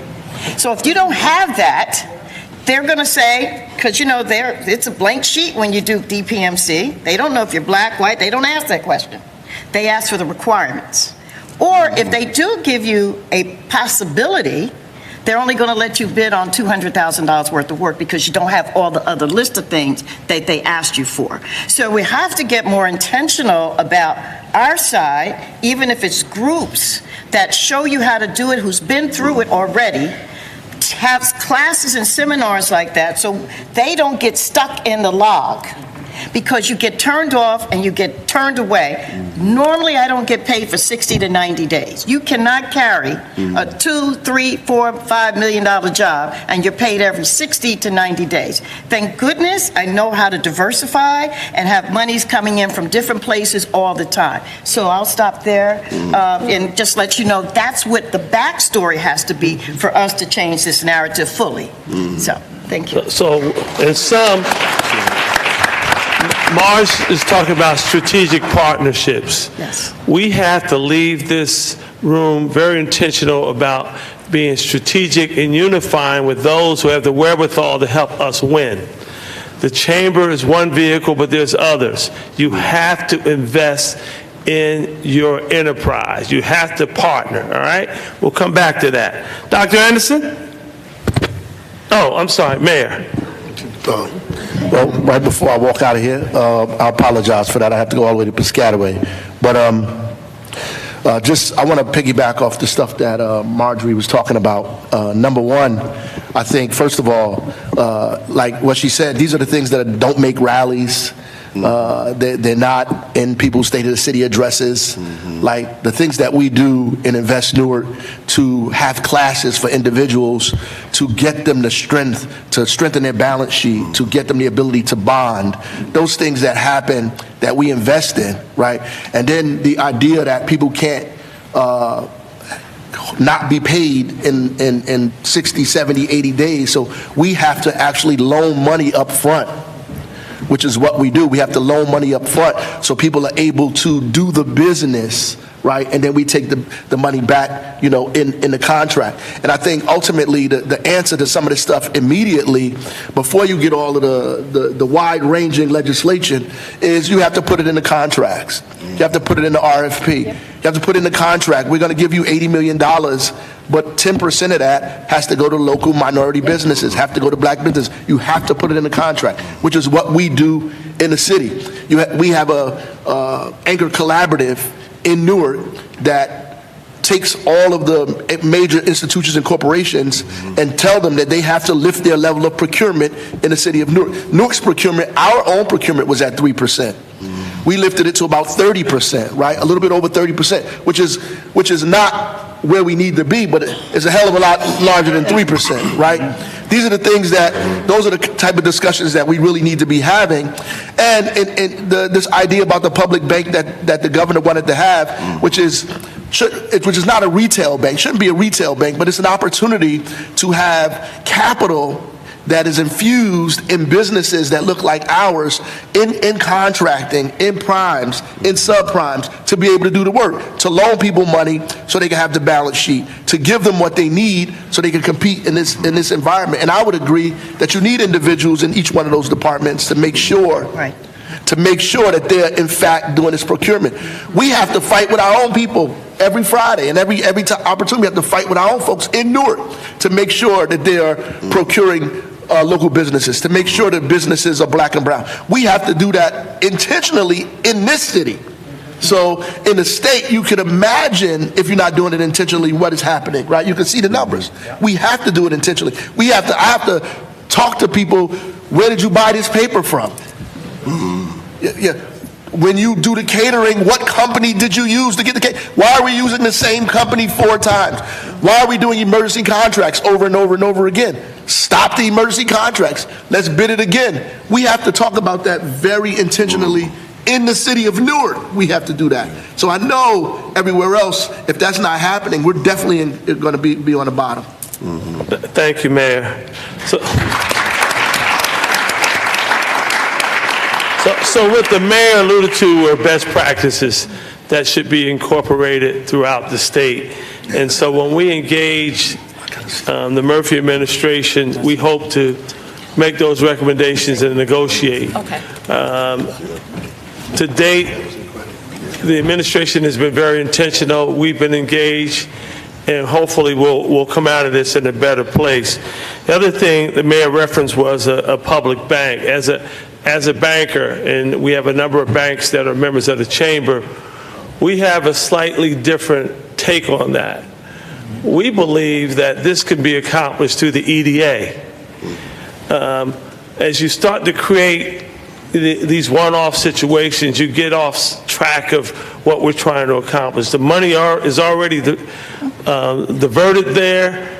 We should be able to figure this out with the EDA earmarking money to deliver on what the mayor and all of us want to see happen. So we're going to continue those discussions. So, Dr. Anderson, your experience in government contracting. Thanks, John. Can you hear me okay? I'll just take it from the system. Simply stated, the New Jersey state procurement system, NJSTART, is trash. Well, don't say it any more plainly than that, Doctor. Yeah, it's Speak with clarity. Yeah, it is antiquated. It is not user-friendly. It's very hard to maneuver. It's not intuitive in terms of going through the steps. There's a hard time finding a manual that exists. It's hard to Google anything for it that doesn't come up from like 2013, 2003. You call the 1-800 line, and if they allow you to have, 9 options, all 9 options are filled just for you to hit that option and it to tell you to go back to the website. The process in terms of locating all of the forms that are required, the checklist can sometimes be separate from, the checklist from the actual entity or agency that you're trying to do business with. I received a contract, and I was told that, you have to go back into NJSTART because it's been 6 months until everything expires. Why after 6 months? Step into where we are now. How come I couldn't just do an attestation to just say everything is the same from 6 months ago? Just simple things like that could just, make it less cumbersome, easier. But the New Jersey START system just needs it just needs to be redone. They need something else, and it needs to be transparent. And to some of the folks that spoke and we captured their content, people actually need training on how to utilize that system and meet all of the different things that they're asking for. Yes. Thank you. Give her a hand. So, Shavonda and then Luis, your questions are going to kind of center on starting to get to collaborations and kind of solutions. So from the legislative perspective and or Black Caucus perspective, ways in which we can work with you, now that we've heard this disparity study and we've heard the systemic barriers to get Black people in a more equitable place, how do you envision us working with you and others to move this conversation to a better place?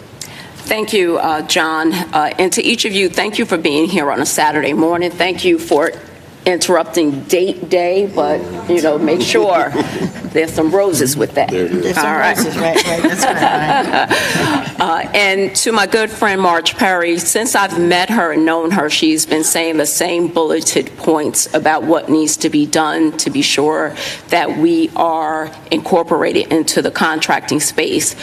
She's been a mentor and a coach for upscaling businesses. To my mayors, commissioners in the room, thank you for taking one-off steps to change your procurement processes so we can see that it does work on a state level. As chair of the Legislative Black Caucus, Senator Rice was at the forefront with Senator Nia Gill calling for this study to be done over 20 years ago. So when we talk history and how we got here, Senator Rice has since gone, and I can tell you, whenever I saw the governor, I saw anyone in his administration, I said this was something that was a priority for him. So if you want to honor him and remember his legacy, release the study. The study's released. We knew it was bad. We didn't know it was that bad. So we're 19 members of the Legislative Black Caucus, spanning from Cape May all the way to Hudson County, both Republican and Democrat, and we're all mad.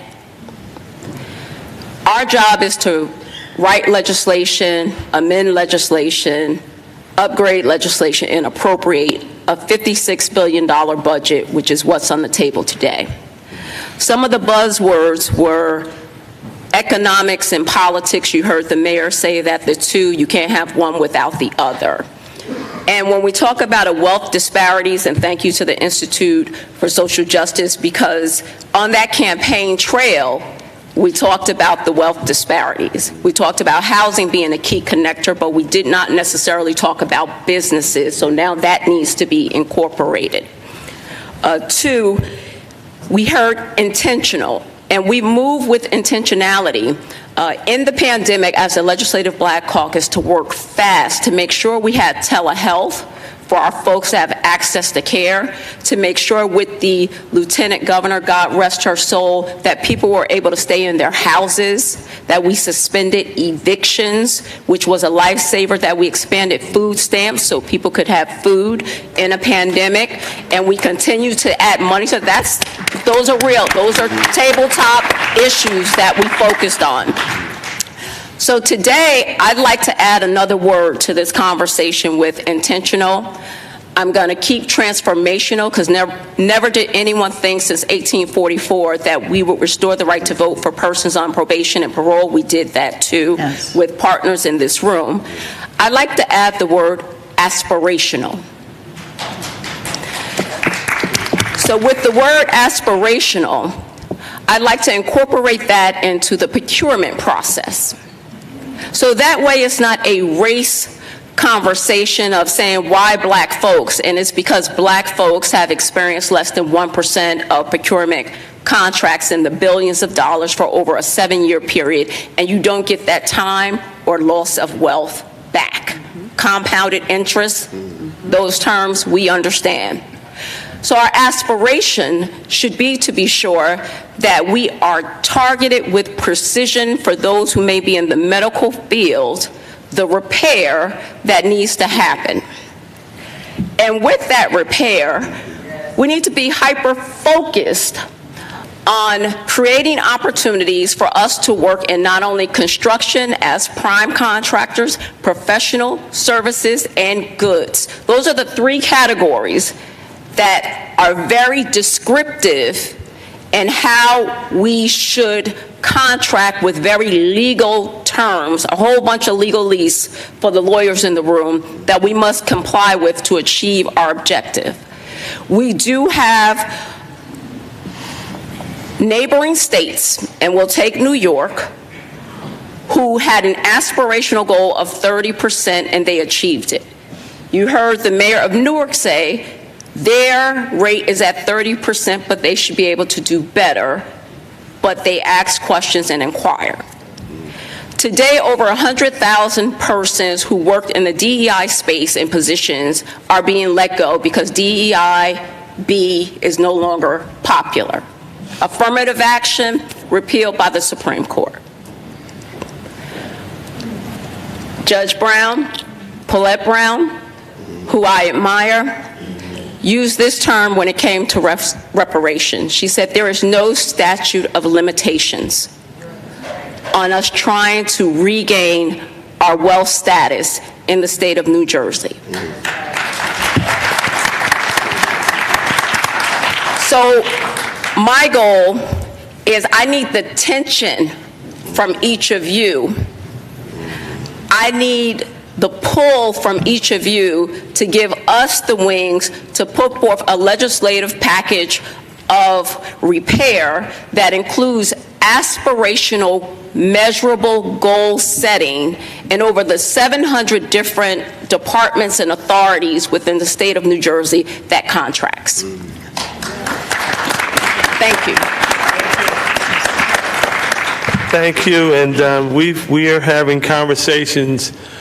We have on our task force 4 lawyers who are steeped in this, and so when we sit down with these folks, we're going to be ready to engage. But to Assemblywoman's point, we need you all to step in and not just wait to be served, right? That's right. We're all trying to eat. Some folks are going to be pulling the crops in, seasoning the food, setting the table, and then serving the meal. But everybody got to do something, right? I mean, everybody got to do something. There was a song back in the day that said, "This time, it's for real." This time is for real. It got to be for real, ladies and gentlemen. So, Brother Luis. And Ryan is teed up now because he's thinking about the laws and all the barriers. So when we come back to Ryan, put your seatbelts on because it's coming. So, Luis, what specific policy changes or initiatives do you believe are necessary to address the disparities identified in the study and to promote a more equitable distribution of contracts? We want to hear some solutions coming from your side. Okay, let me give you a little bit of context. We are 2.5 million Latinos in the state of New Jersey, and we have 140,000 Latino small business owners. Entrepreneurship is the only way that we have to overcome poverty, because we don't get to the positions that we would like to. I want to address that Kerry Brusina is here from the SBDC. Our allies doesn't need to look like us. We just need people that are committed to help minorities. And she's a good example of that. They can provide the technical assistance that we can know because we don't have the capacity. Now, why the government? The government is the biggest customer in our economy. At the federal level, at the state level, the county level, we just need them to enforce that the primes subcontract us. Why? Because that doesn't need more legislation. We don't have time to wait 2 years for this to happen. But if those primes reach out to John and I and other minority chambers, we will find the right subcontractor to provide services to those primes. Those primes need to build capacity and experience in order for them to be able to do well. Because without experience, they never will be able to get an opportunity. Now, we just have a few experiences where minority business owners that made it, they don't claim the minority status anymore. That's right. Because they don't want to keep at 30%. That's right. They want to. What I experience is that those minority business owners that made it, they will keep growing because most of the contracts will go to them. We are not expecting that 140,000 businesses will get opportunities. It's a few of them that are prepared, that are ready to grow, that will get that. And now, did you know that the best economic opportunity that we have in the next 2 years, and I was almost ready to say something to the mayor just in case he become the governor, but Go ahead, Luis. I don't know. The World Cup is coming to New Jersey, and I'm a soccer player. The first time that I went to a World Cup was when I came here in 1994. That was 30 years ago. That's a $2 billion opportunity on a 30-day span. When the Super Bowl came here, and I was not even at the board of the statewide Hispanic Chamber of Commerce, we only received $10,000 catering opportunity. One. Right now, if we don't get a little piece of the action, I will be mad and I will be responsible and I will be accountable for that. Because the governor is raising $150 million, and Rick, this is a message for you and big corporations. If you are giving money to them, please make sure that the conversation about that money gets spent with minority business owners happen. Don't cut the check without, and I'm picking of you because I know you and because you support us, but this is a conversation that we are having with every single corporation, is don't cut the check without making sure that the conversation happens. Now, I also want to mention a couple of things. Is any veterans in the house today? Yes? Please stand up. Thank you for your service.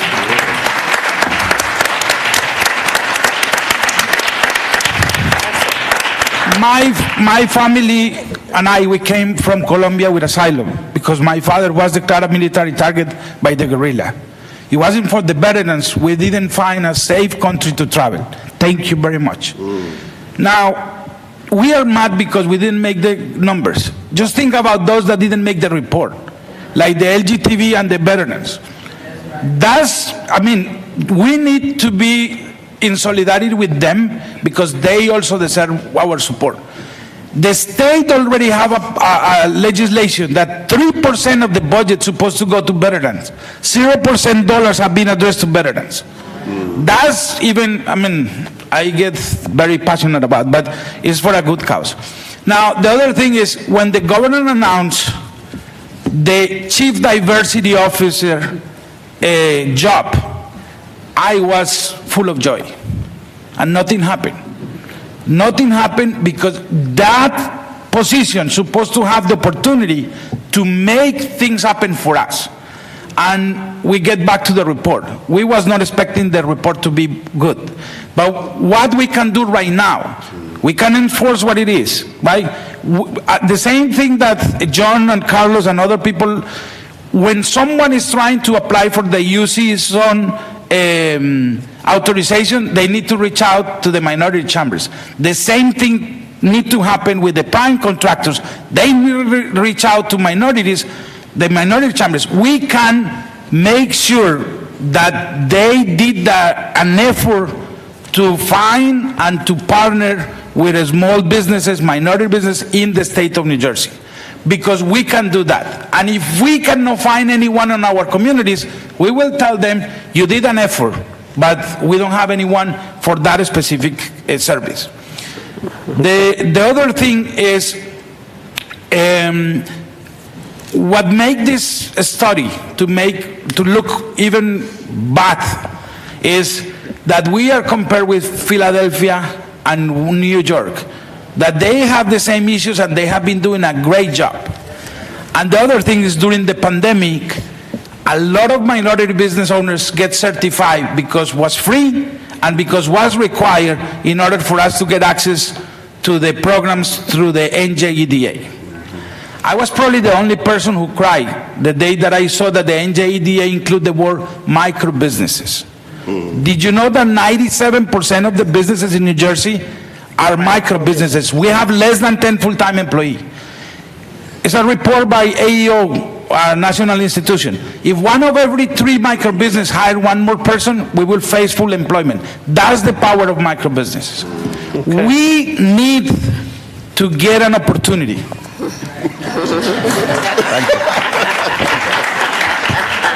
I can reach you, I can't reach Ryan. That's very good. So, John, before you move forward, I just want to thank you for that. Black Caucus did the legislation to waive the fees for registration. So it's important to know the power of the legislature and what we codify to have access. We also created the legislation for micro businesses. So we were intentional because of partnerships. Yes. Yep. Okay. All right, this is what we got. We got about 8 minutes. We got to go to Ryan. And then I want to get a quick response from everyone. And then we're going to take 3 questions. This is a spiritual exercise. 3 questions from the floor. Is that okay? This is kind of Luis meditation. talked about intentional outreach with accountability. And he talked about this big international soccer tournament. But we also had a $16 billion gateway project that's federally funded. And so earlier, I'm trying to connect the dots here. Earlier, I referenced the project labor agreement at 5. President Biden's at $35 million. If we can align that $35 million carve out on that gateway project as an ask, that will open up doors of opportunities for more of us. So those are the types of intentional, deliberate actions we got to take. Okay. Brother Ryan? Get ready. How can we ensure these great recommendations are effectively implemented and monitored to bring about tangible change in contracting practices and opportunities for minority businesses and women enterprises? So here's the thing, in 30 seconds. I doubt it. I got this alert on my watch from my wife who's right there, and she said, Ryan, you are that, T-H-A-T in caps, guy. Meaning I went on. That's love in action. That's feedback. Accountability. So clap it up for her. You know, I want to underscore Assemblywoman Sumter's point, which picks up on the late Lieutenant Governor Sheila Oliver's point, that we have legislators in the building who are pushing these conversations, but what they also need is a push from us on the outside to hold them accountable on the inside. And I think that's where we find our power. You know, I was just asking Dr. Anderson when this report was released. It was released, she said, in late January, after 7 years. And the state itself hasn't held any public forums on it. So it was almost as if it was sort of released, and then it just sat there, and thankfully the chamber has picked it up, and this is their 3rd conversation like this. So what I would urge is that we stand together to ensure that the work that gets done, that the chamber has started, continues, and that it's felt inside the halls of power, at the city council level, to the mayor's point, up to the state legislature. Oh, did you do that? Wow. He showed us he could do it. Women's History Month, let's go. Yeah. I love you women. You are so effective. Don't leave us, please, to our own devices. All right, this is great, but we got to keep this going. So I'm going to start there. I'm going to come back to you, Ryan. I'm going to start with Dr. Anderson, go to Sister Shavonda, Dr. Perry, and then over here to Brother Luis. We need commitments. That's what Ryan kind of led us. What can we expect from you? And then, and we'll get to you guys later, but up from these folks here, what can we expect? Yeah, thanks, John. And so, as I stated during the presentation, the African American Chamber of Commerce of New Jersey has stood up the Disparity Study Task Force. I am co-chairing with the lovely Philanda Nixon. We are meeting every 2 weeks. We have this strategy that we're going to be reaching out to for exactly what we've been talking about in terms of keeping this at the forefront, keeping the pressure on.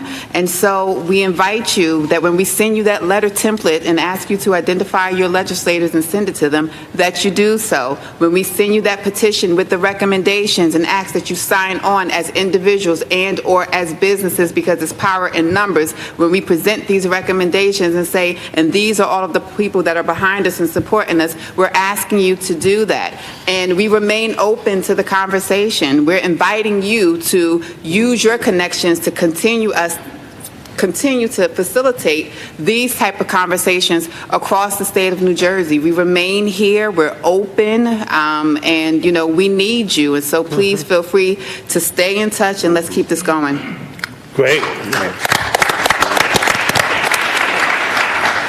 And thank you. That advocacy does work. A couple things that I want to uplift. In 2019, we added to be sure that targeted efforts were for classification of veterans and servicemen and women. In 2019, in the report, they fared better than Black people. Targeted, intentional classification and not a protected classification. We created it in the legislature. The other piece, we need to consider working together, formal hearings in the legislature.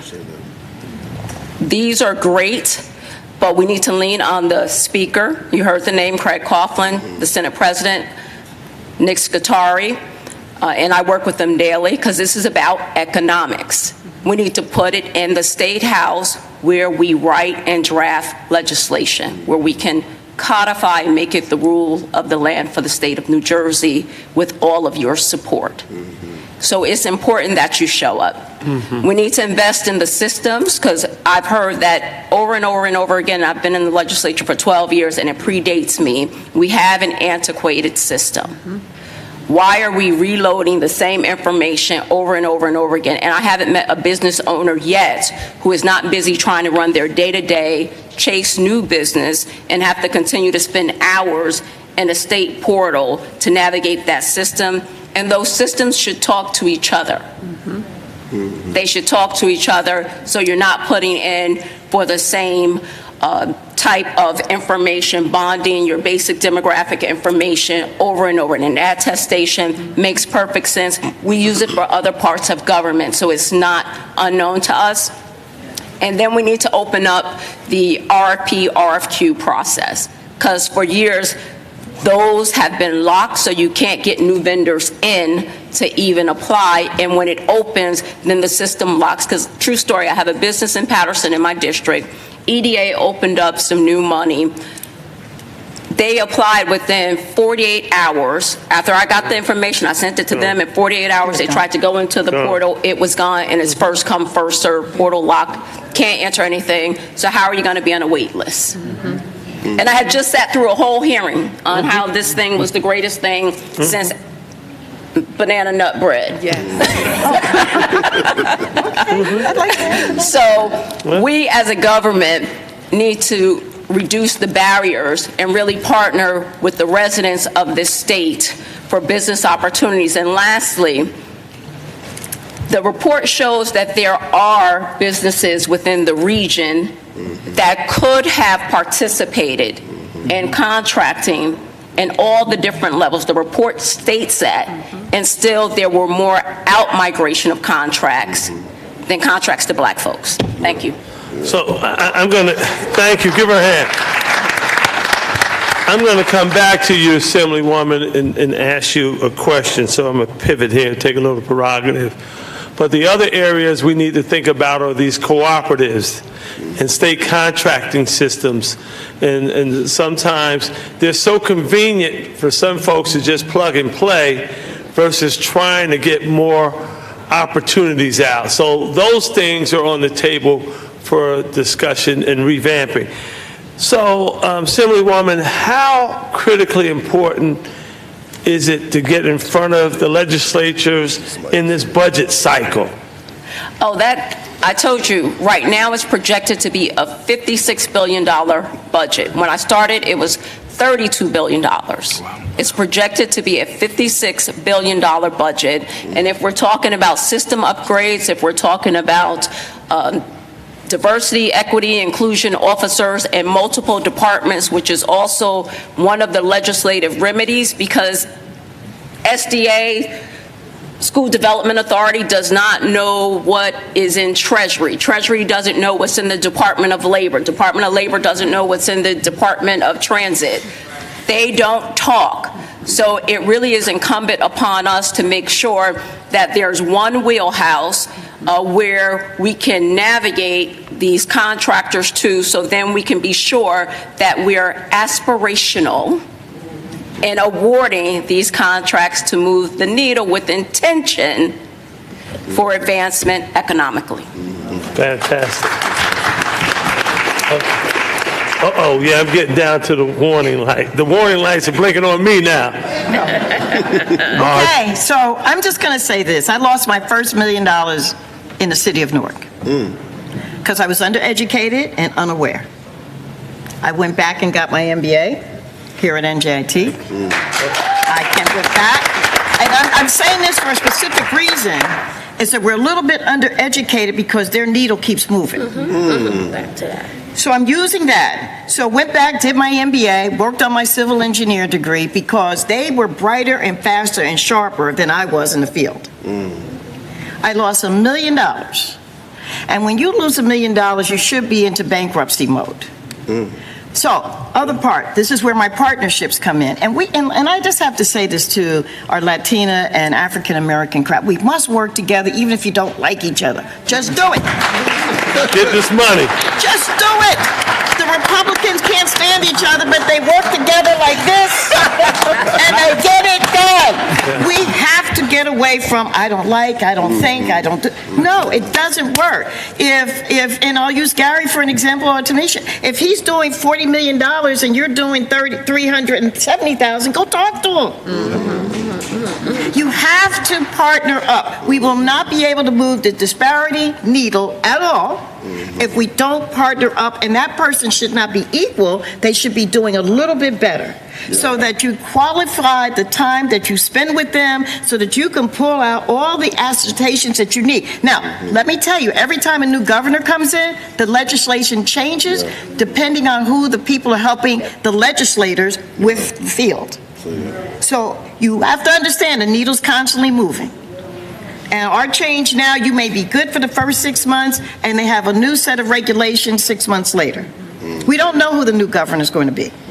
And if he's a Republican governor, everything we're talking about today is going to go wash down the toilet again. Because they're going to twist it, and they're going to add new language to it, and it gets deeper and deeper and deeper. So that's my words, is that we must work together. We must continue to educate ourselves on our own. It may cost you a few dollars, but you got to do it. You don't have to get degrees today. You can go certification and learn finance, understand the balance sheet, understand where your burn rate is, understand the things. So when you go in and you tell your accountant, I need a financial statement that will help me get a state contract, you understand what you need to tell him so that he can make sure that you look your best financial picture. Thank you. I love it. Woo! One thing that is often said in the black community, I don't do politics, right? And if you don't do politics, politics gonna do you, right? So we need to change the mindset. Let's get this money, ladies and gentlemen, right? It's not personal. It's not personal. You want to team up to win. Let's not be stuck on stupid, because you know what? Poverty does not feel good nor look good.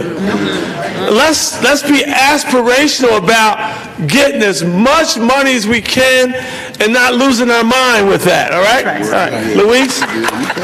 No, but I just want to mention that when I attend the previous event, the one Republican candidate came and he want to talk. And the first thing that he mentioned is, I lose because I didn't include minorities on my board and because I didn't consider the minority vote. One thing, as I agree with John, is we are very polite and we are very respectful, right? But we have the power because each citizen has one vote, and it's a lot of us. If we work together, we can make those changes happen.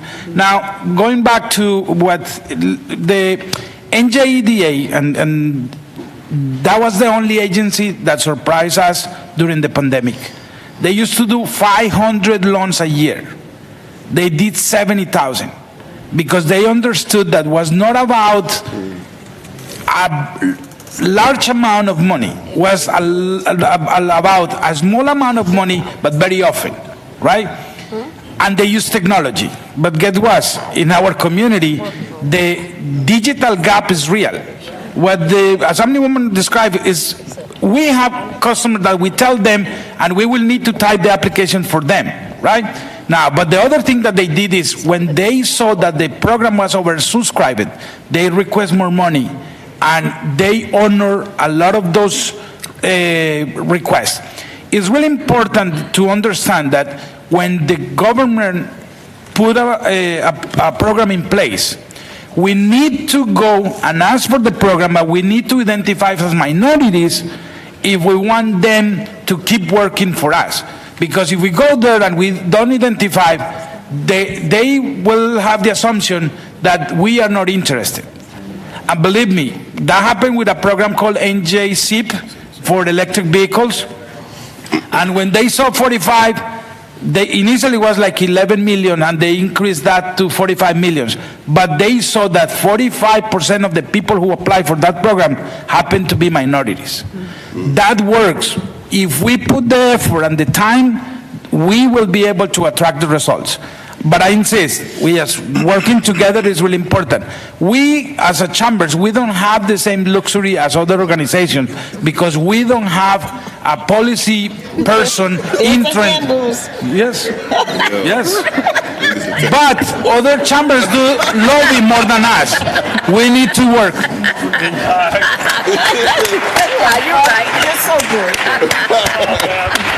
I'm enjoying this, right? 30 seconds, Ryan. 30 of them. Look, the brother needs a text from my wife right now. I do want to lift up Dr. Anderson's point about intentionality, because what strikes me about this conversation is we're not talking about scarcity of resources. That's right. Right? Very often, the thing you hear when you ask for something is, we don't have the money for that. The money is there, and we just want a proportional share of what's already ours. And so I just want to thank Councilman Crump for hosting this conversation. Yes, thank you, Councilman. And for the Chamber for hosting its third conversation. And so our commitment at the Institute for Social Justice is we want to join Assemblywoman Sumter in hosting a hearing in the state legislature, but we also know that contracts happen at all levels of government. And so we heard the mayor say that in a plurality black city, he's having to push his team to ensure that contracting is done with our folks. So I would encourage us to think about in the cities and counties where we live. I'm looking at the current, he's technically the past, I call him the current Commissioner, President Wayne Richardson. We should be thinking about how do we hold hearings in city councils where we live and the counties where we live. We have a tool that is this document now. So we don't need, no further research and writing is necessary, right? We've done enough. It was 7 years in the making. And now comes the question, how do we use this tool to hold folks accountable with intentionality at each level of government, in the cities where we live, in the counties where we live, and working with the leader of the Black Legislative Caucus to do it at the state level as well.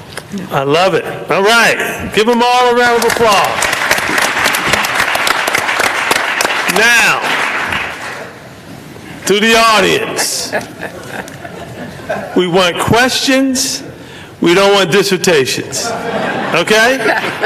Because I can handle this, because I can see you and we say, nope, that's not going to. So we have a microphone here. We have a microphone here. Okay. Get close. We can only take 3. All right, we'll take. We got a woman over here, got a guy, got 2 women. Okay, 2 women, 1 guy. We're going to be here networking, having lunch, so you don't have to leave. But we want to try to get some stuff done in this little bit of time. Questions? Ladies first. Oh, hello, everyone. I have several questions, but I'm going to... Only one? I'm only going to ask one. I'm only going to ask one. A lot of the data shows that a significant number of the entrepreneurs are really micro-entrepreneurs. They're very small. Simultaneously, they're likely, given what we know and the rise in number, they're likely to be young people.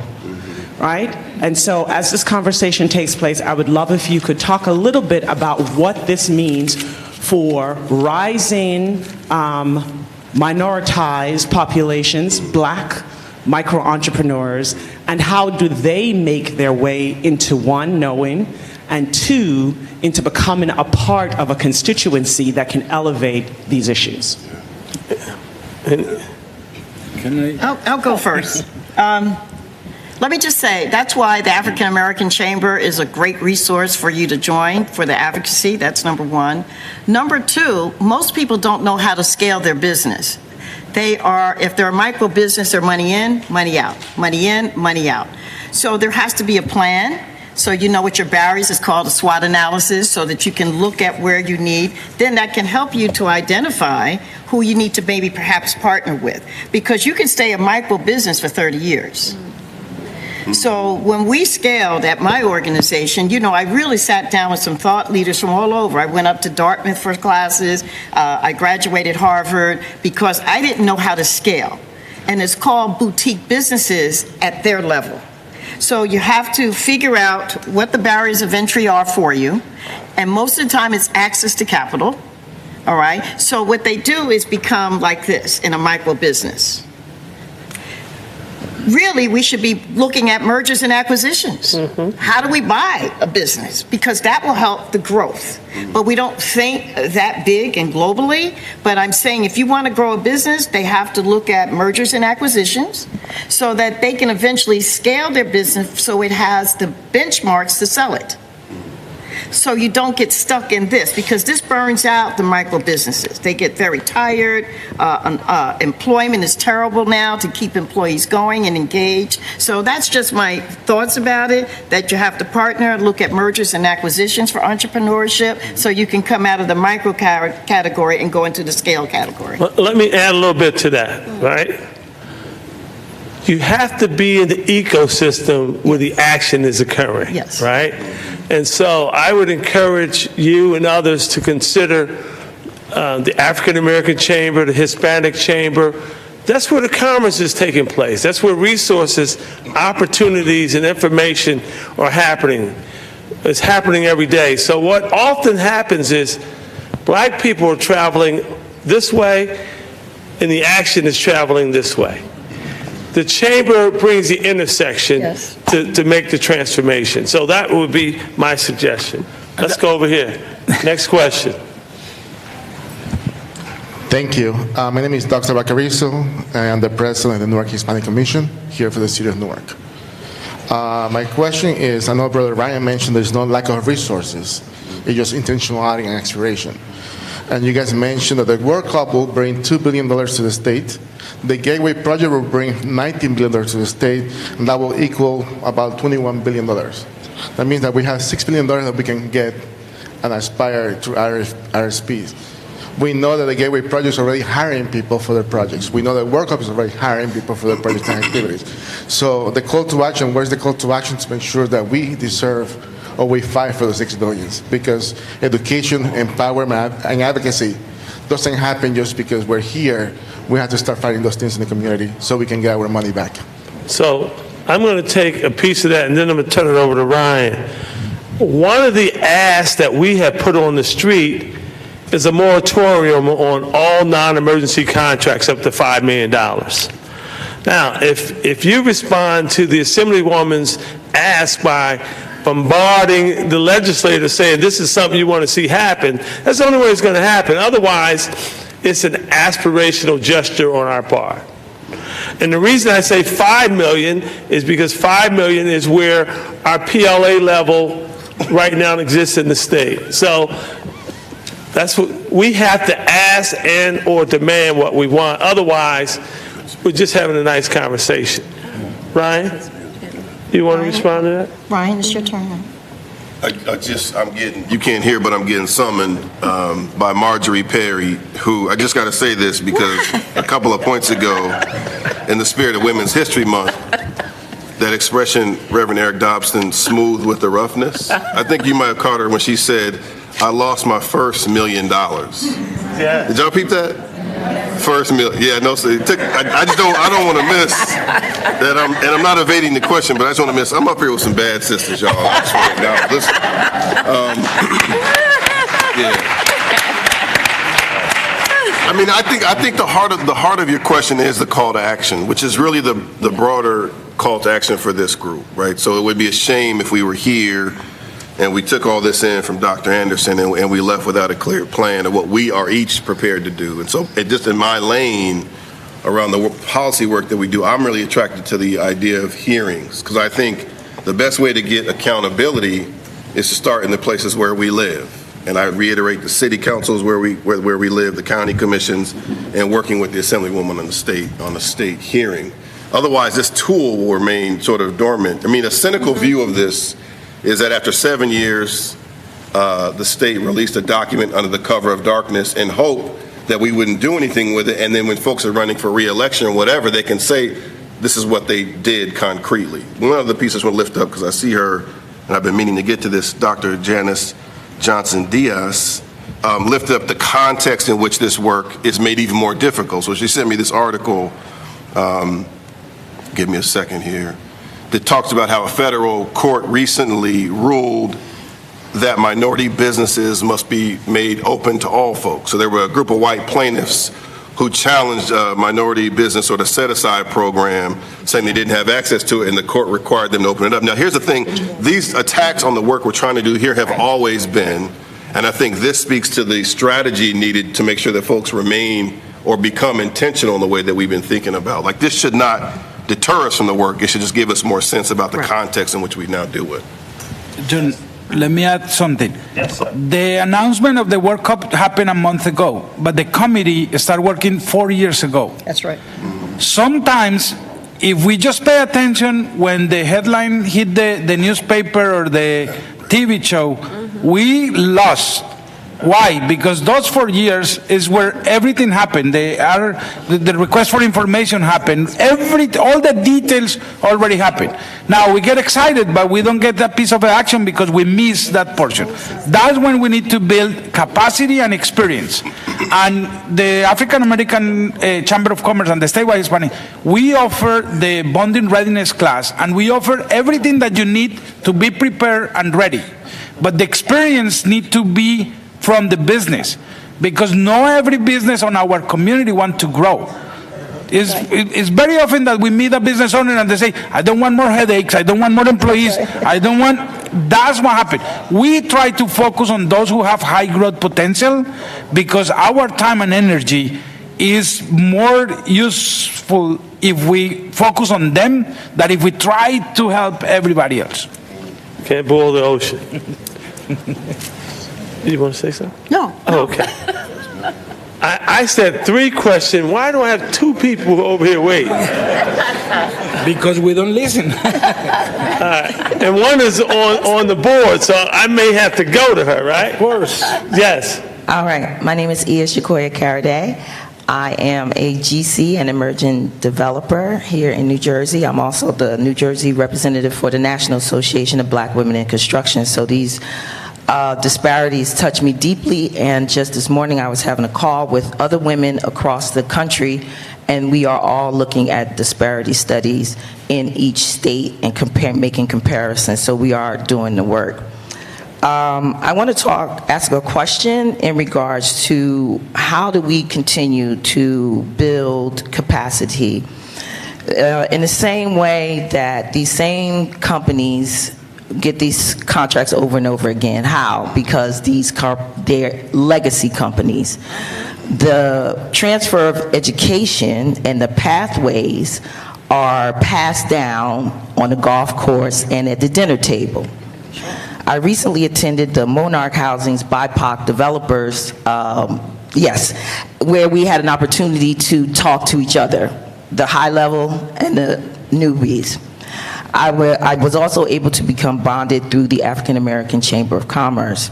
How do we continue to build our table talks? How do we continue to build capacity between each other and pass down the knowledge that we have? We don't always have $1 million to make 10 million, and we don't always have the opportunity to go and get these degrees and things to be able to compete with people who basically had their business handed to them because they was the nephew of somebody else or so and so.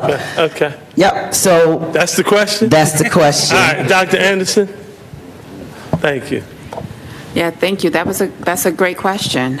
Some of the best practices that I talked about today and some of the work that actually does happen in the chamber does that. support in terms of outreach and education. That coming from the administration as well as, support to the chambers across the state to be able to provide that type of assistance to members as well.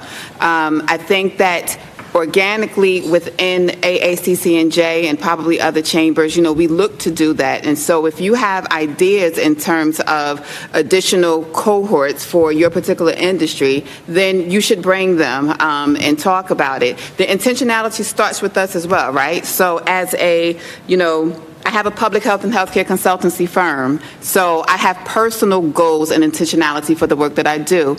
Every contractor that supports my business, my accountant, my bookkeeper, my social media manager, they're all Black women. And that is intentional. And in addition to them being able to support me the way that they do, there's also this unspoken piece that they got me and that they want me to succeed. And that goes so far with that. But beyond that, when I'm having client meetings, I'm also, when my clients identify needs, my personal goal, most people are looking for at least 3 bids, 3 quotes. My personal goal is to make sure that one of the chamber members is one of those 3. If I can get more to be a part of that, I do. But I reach back into our VP of memberships and say, Mary, who do we have that can do this? Get their names, their information, and I'm floating them to my clients. And so all of that intentionality is individual. It is, using your membership, bringing, if there's something else that you see that you would like to do, bring it. We got several board members here, hands up, right, looking for this information all the time. And so, just use your resources and make the ask. So joint ventures, if you look at the tunnel project, Skanska, Pelmar, et cetera, that's building capacity. They can't carry it. Joint ventures, when I did 5 schools here in Newark, we joint ventured with Bovis Lynn Lease at the time. I had to partner with them because we didn't have enough back office support to do the scalable work that they had, and I was determined to work on those 5 schools here. Joint venture, joint venture, joint venture. Partnering, that means everything on your side because the big guys aren't even doing it by themselves anymore. They are joint venturing and partnering. Essex County, the jail, joint venture partnership. So look at that, who that might be. It may not always look like someone like me, but that's okay because you want to build that relationship through your network. Mm-hmm. And there's a lot of Black, white, and brown in the chamber that you can meet for these big contractors. And Turner's always joint venturing. Always joint venturing. Scants is always looking to joint venture if that's how you want to scale your business. So when you look at companies like Turner Construction, the largest construction company in the world, nobody has a tool belt on. That's right. They manage the job. They get the job and then they hire people and they take their piece and let everyone else take the risk. So you got to think smarter, right? You have an idea, you don't have the wherewithal to do it, get partners and everybody eats, right? Everybody. Tammy and Garth, you guys. Yep. Thank you. Okay, so she's going to ask the question. One question? No, I don't have he has a question. I have a comment. Okay. So I just want to thank everyone for being here. My name is Tamisha Smith. I am the Vice Chair of the African American Chamber of Commerce of New Jersey. I also chair Business and Governmental Affairs. We had a question in the audience earlier on how do you get involved and how do you get these opportunities. And as John Harmon mentioned, you have to be part of the ecosystem. At the Chamber of Commerce, we fully believe that the success of the chamber is directly interlinked with its members.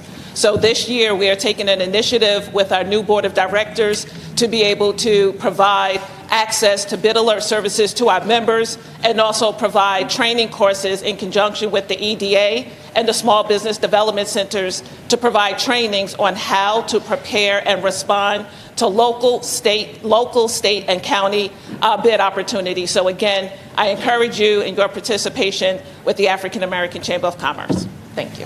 Thank you. Thank you, Vice Chair. Okay. My name is Garth Nahr. I'm the CEO of Avatar Tech. We're a full-service broadband design and construction company located right here in downtown Newark.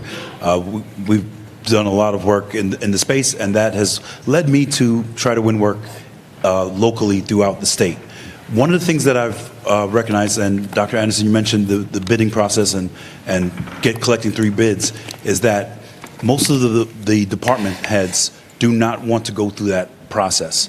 It's cumbersome. They can make mistakes, and then there's usually a lot of questions afterwards and contesting of the winner, right? So what I find is that a lot of companies, what a lot of the departments are doing is that they're going to cooperative, and they're directly giving $1 million plus contracts to companies that are on cooperative. So I say, okay, I've been watching NJ Start, looking for this RFP to come out that never comes out.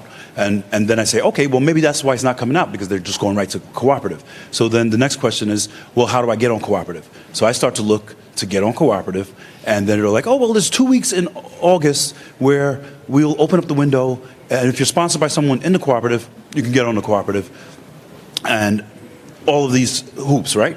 So essentially, so when I look at the cooperative list, there's Hunterdon County's got one, Union County's got one, and there's a bunch of different cooperatives where these purchases can just happen right away. And I already know from the department level, even if they have the intention of working with minority businesses, they will go that route because it's safer, right?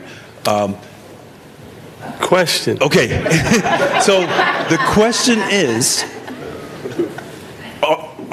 is there any plan to address the cooperative situation? Why aren't there any minorities included in the cooperative, in any of these cooperatives? And if they're not going to let minorities into the minority businesses into the cooperatives, is there any plan to create a minority cooperative so that purchasing can work with these companies? So Garth, we have that on our agenda to engage the government about cooperatives. Excellent. And the goal is to have the best strategy to get us the best possible return. So that is on the list, as well as the whole state contracting process. Excellent. I'm saying this for the second time today, we're going to do it. Okay. All right? All right. We got you, brother. Okay, I also want to add okay. All right, go ahead. Okay.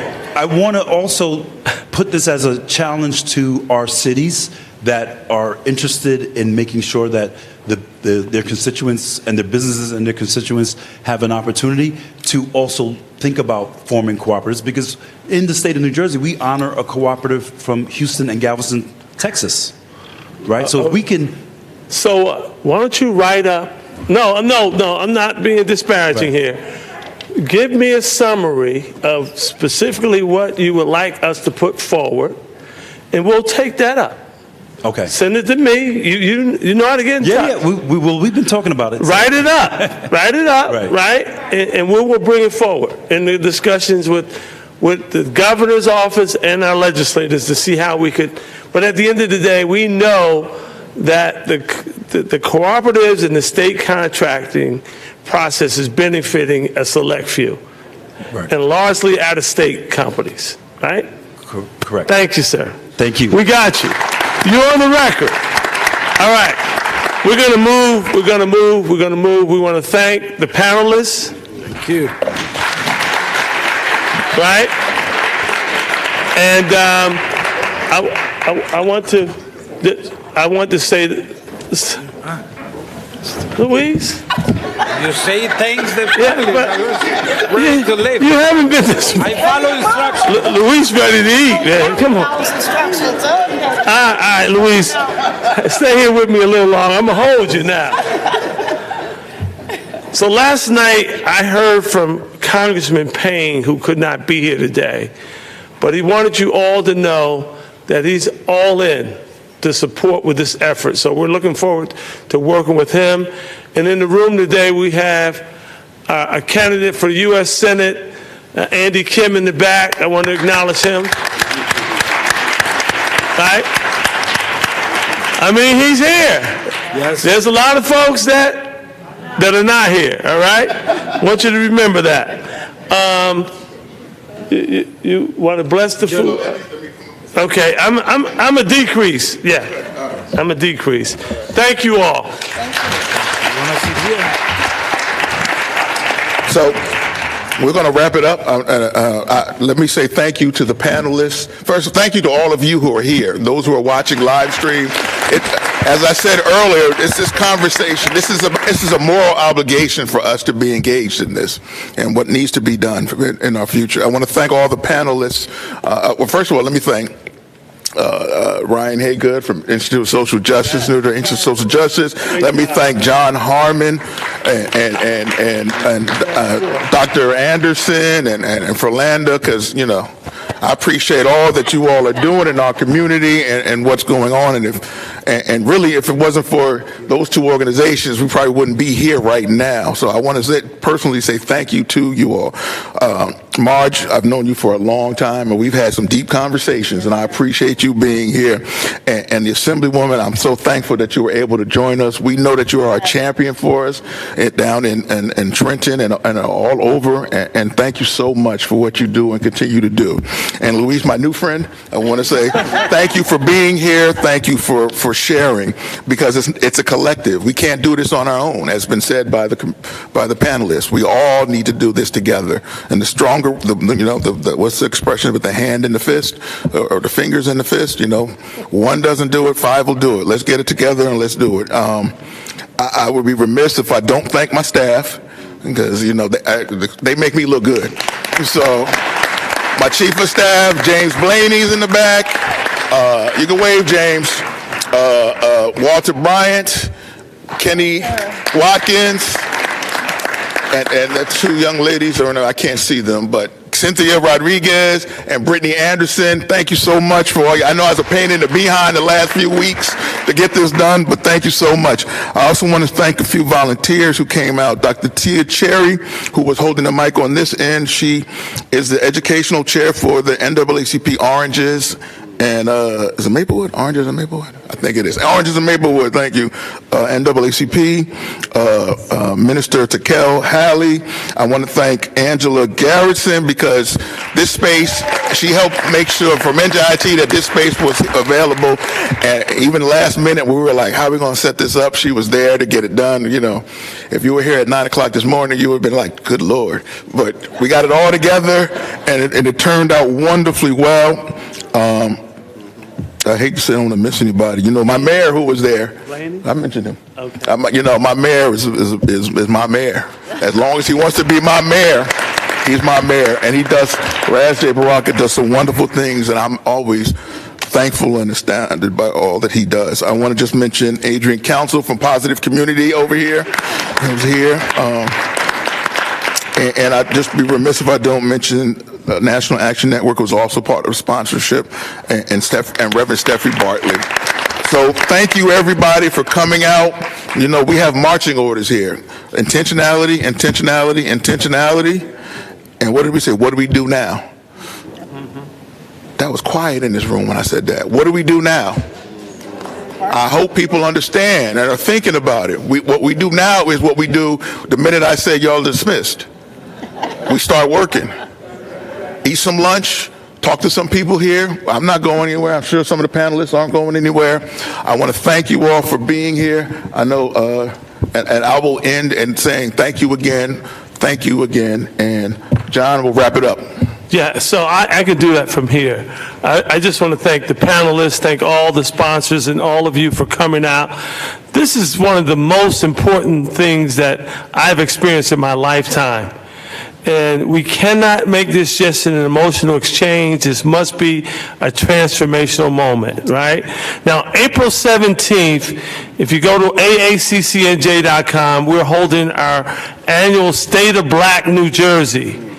We're going to continue this conversation there. But in the meantime, please keep your ears and eyes open for announcements about hearings, et cetera, et cetera. We have to get connected. We have to get unified. And we have to deliver for the next generation. That's our obligation today. God bless you all. Thank you for coming. One more thing I'm going to say is let's make sure we have those uncomfortable conversations with the leadership down in Trenton.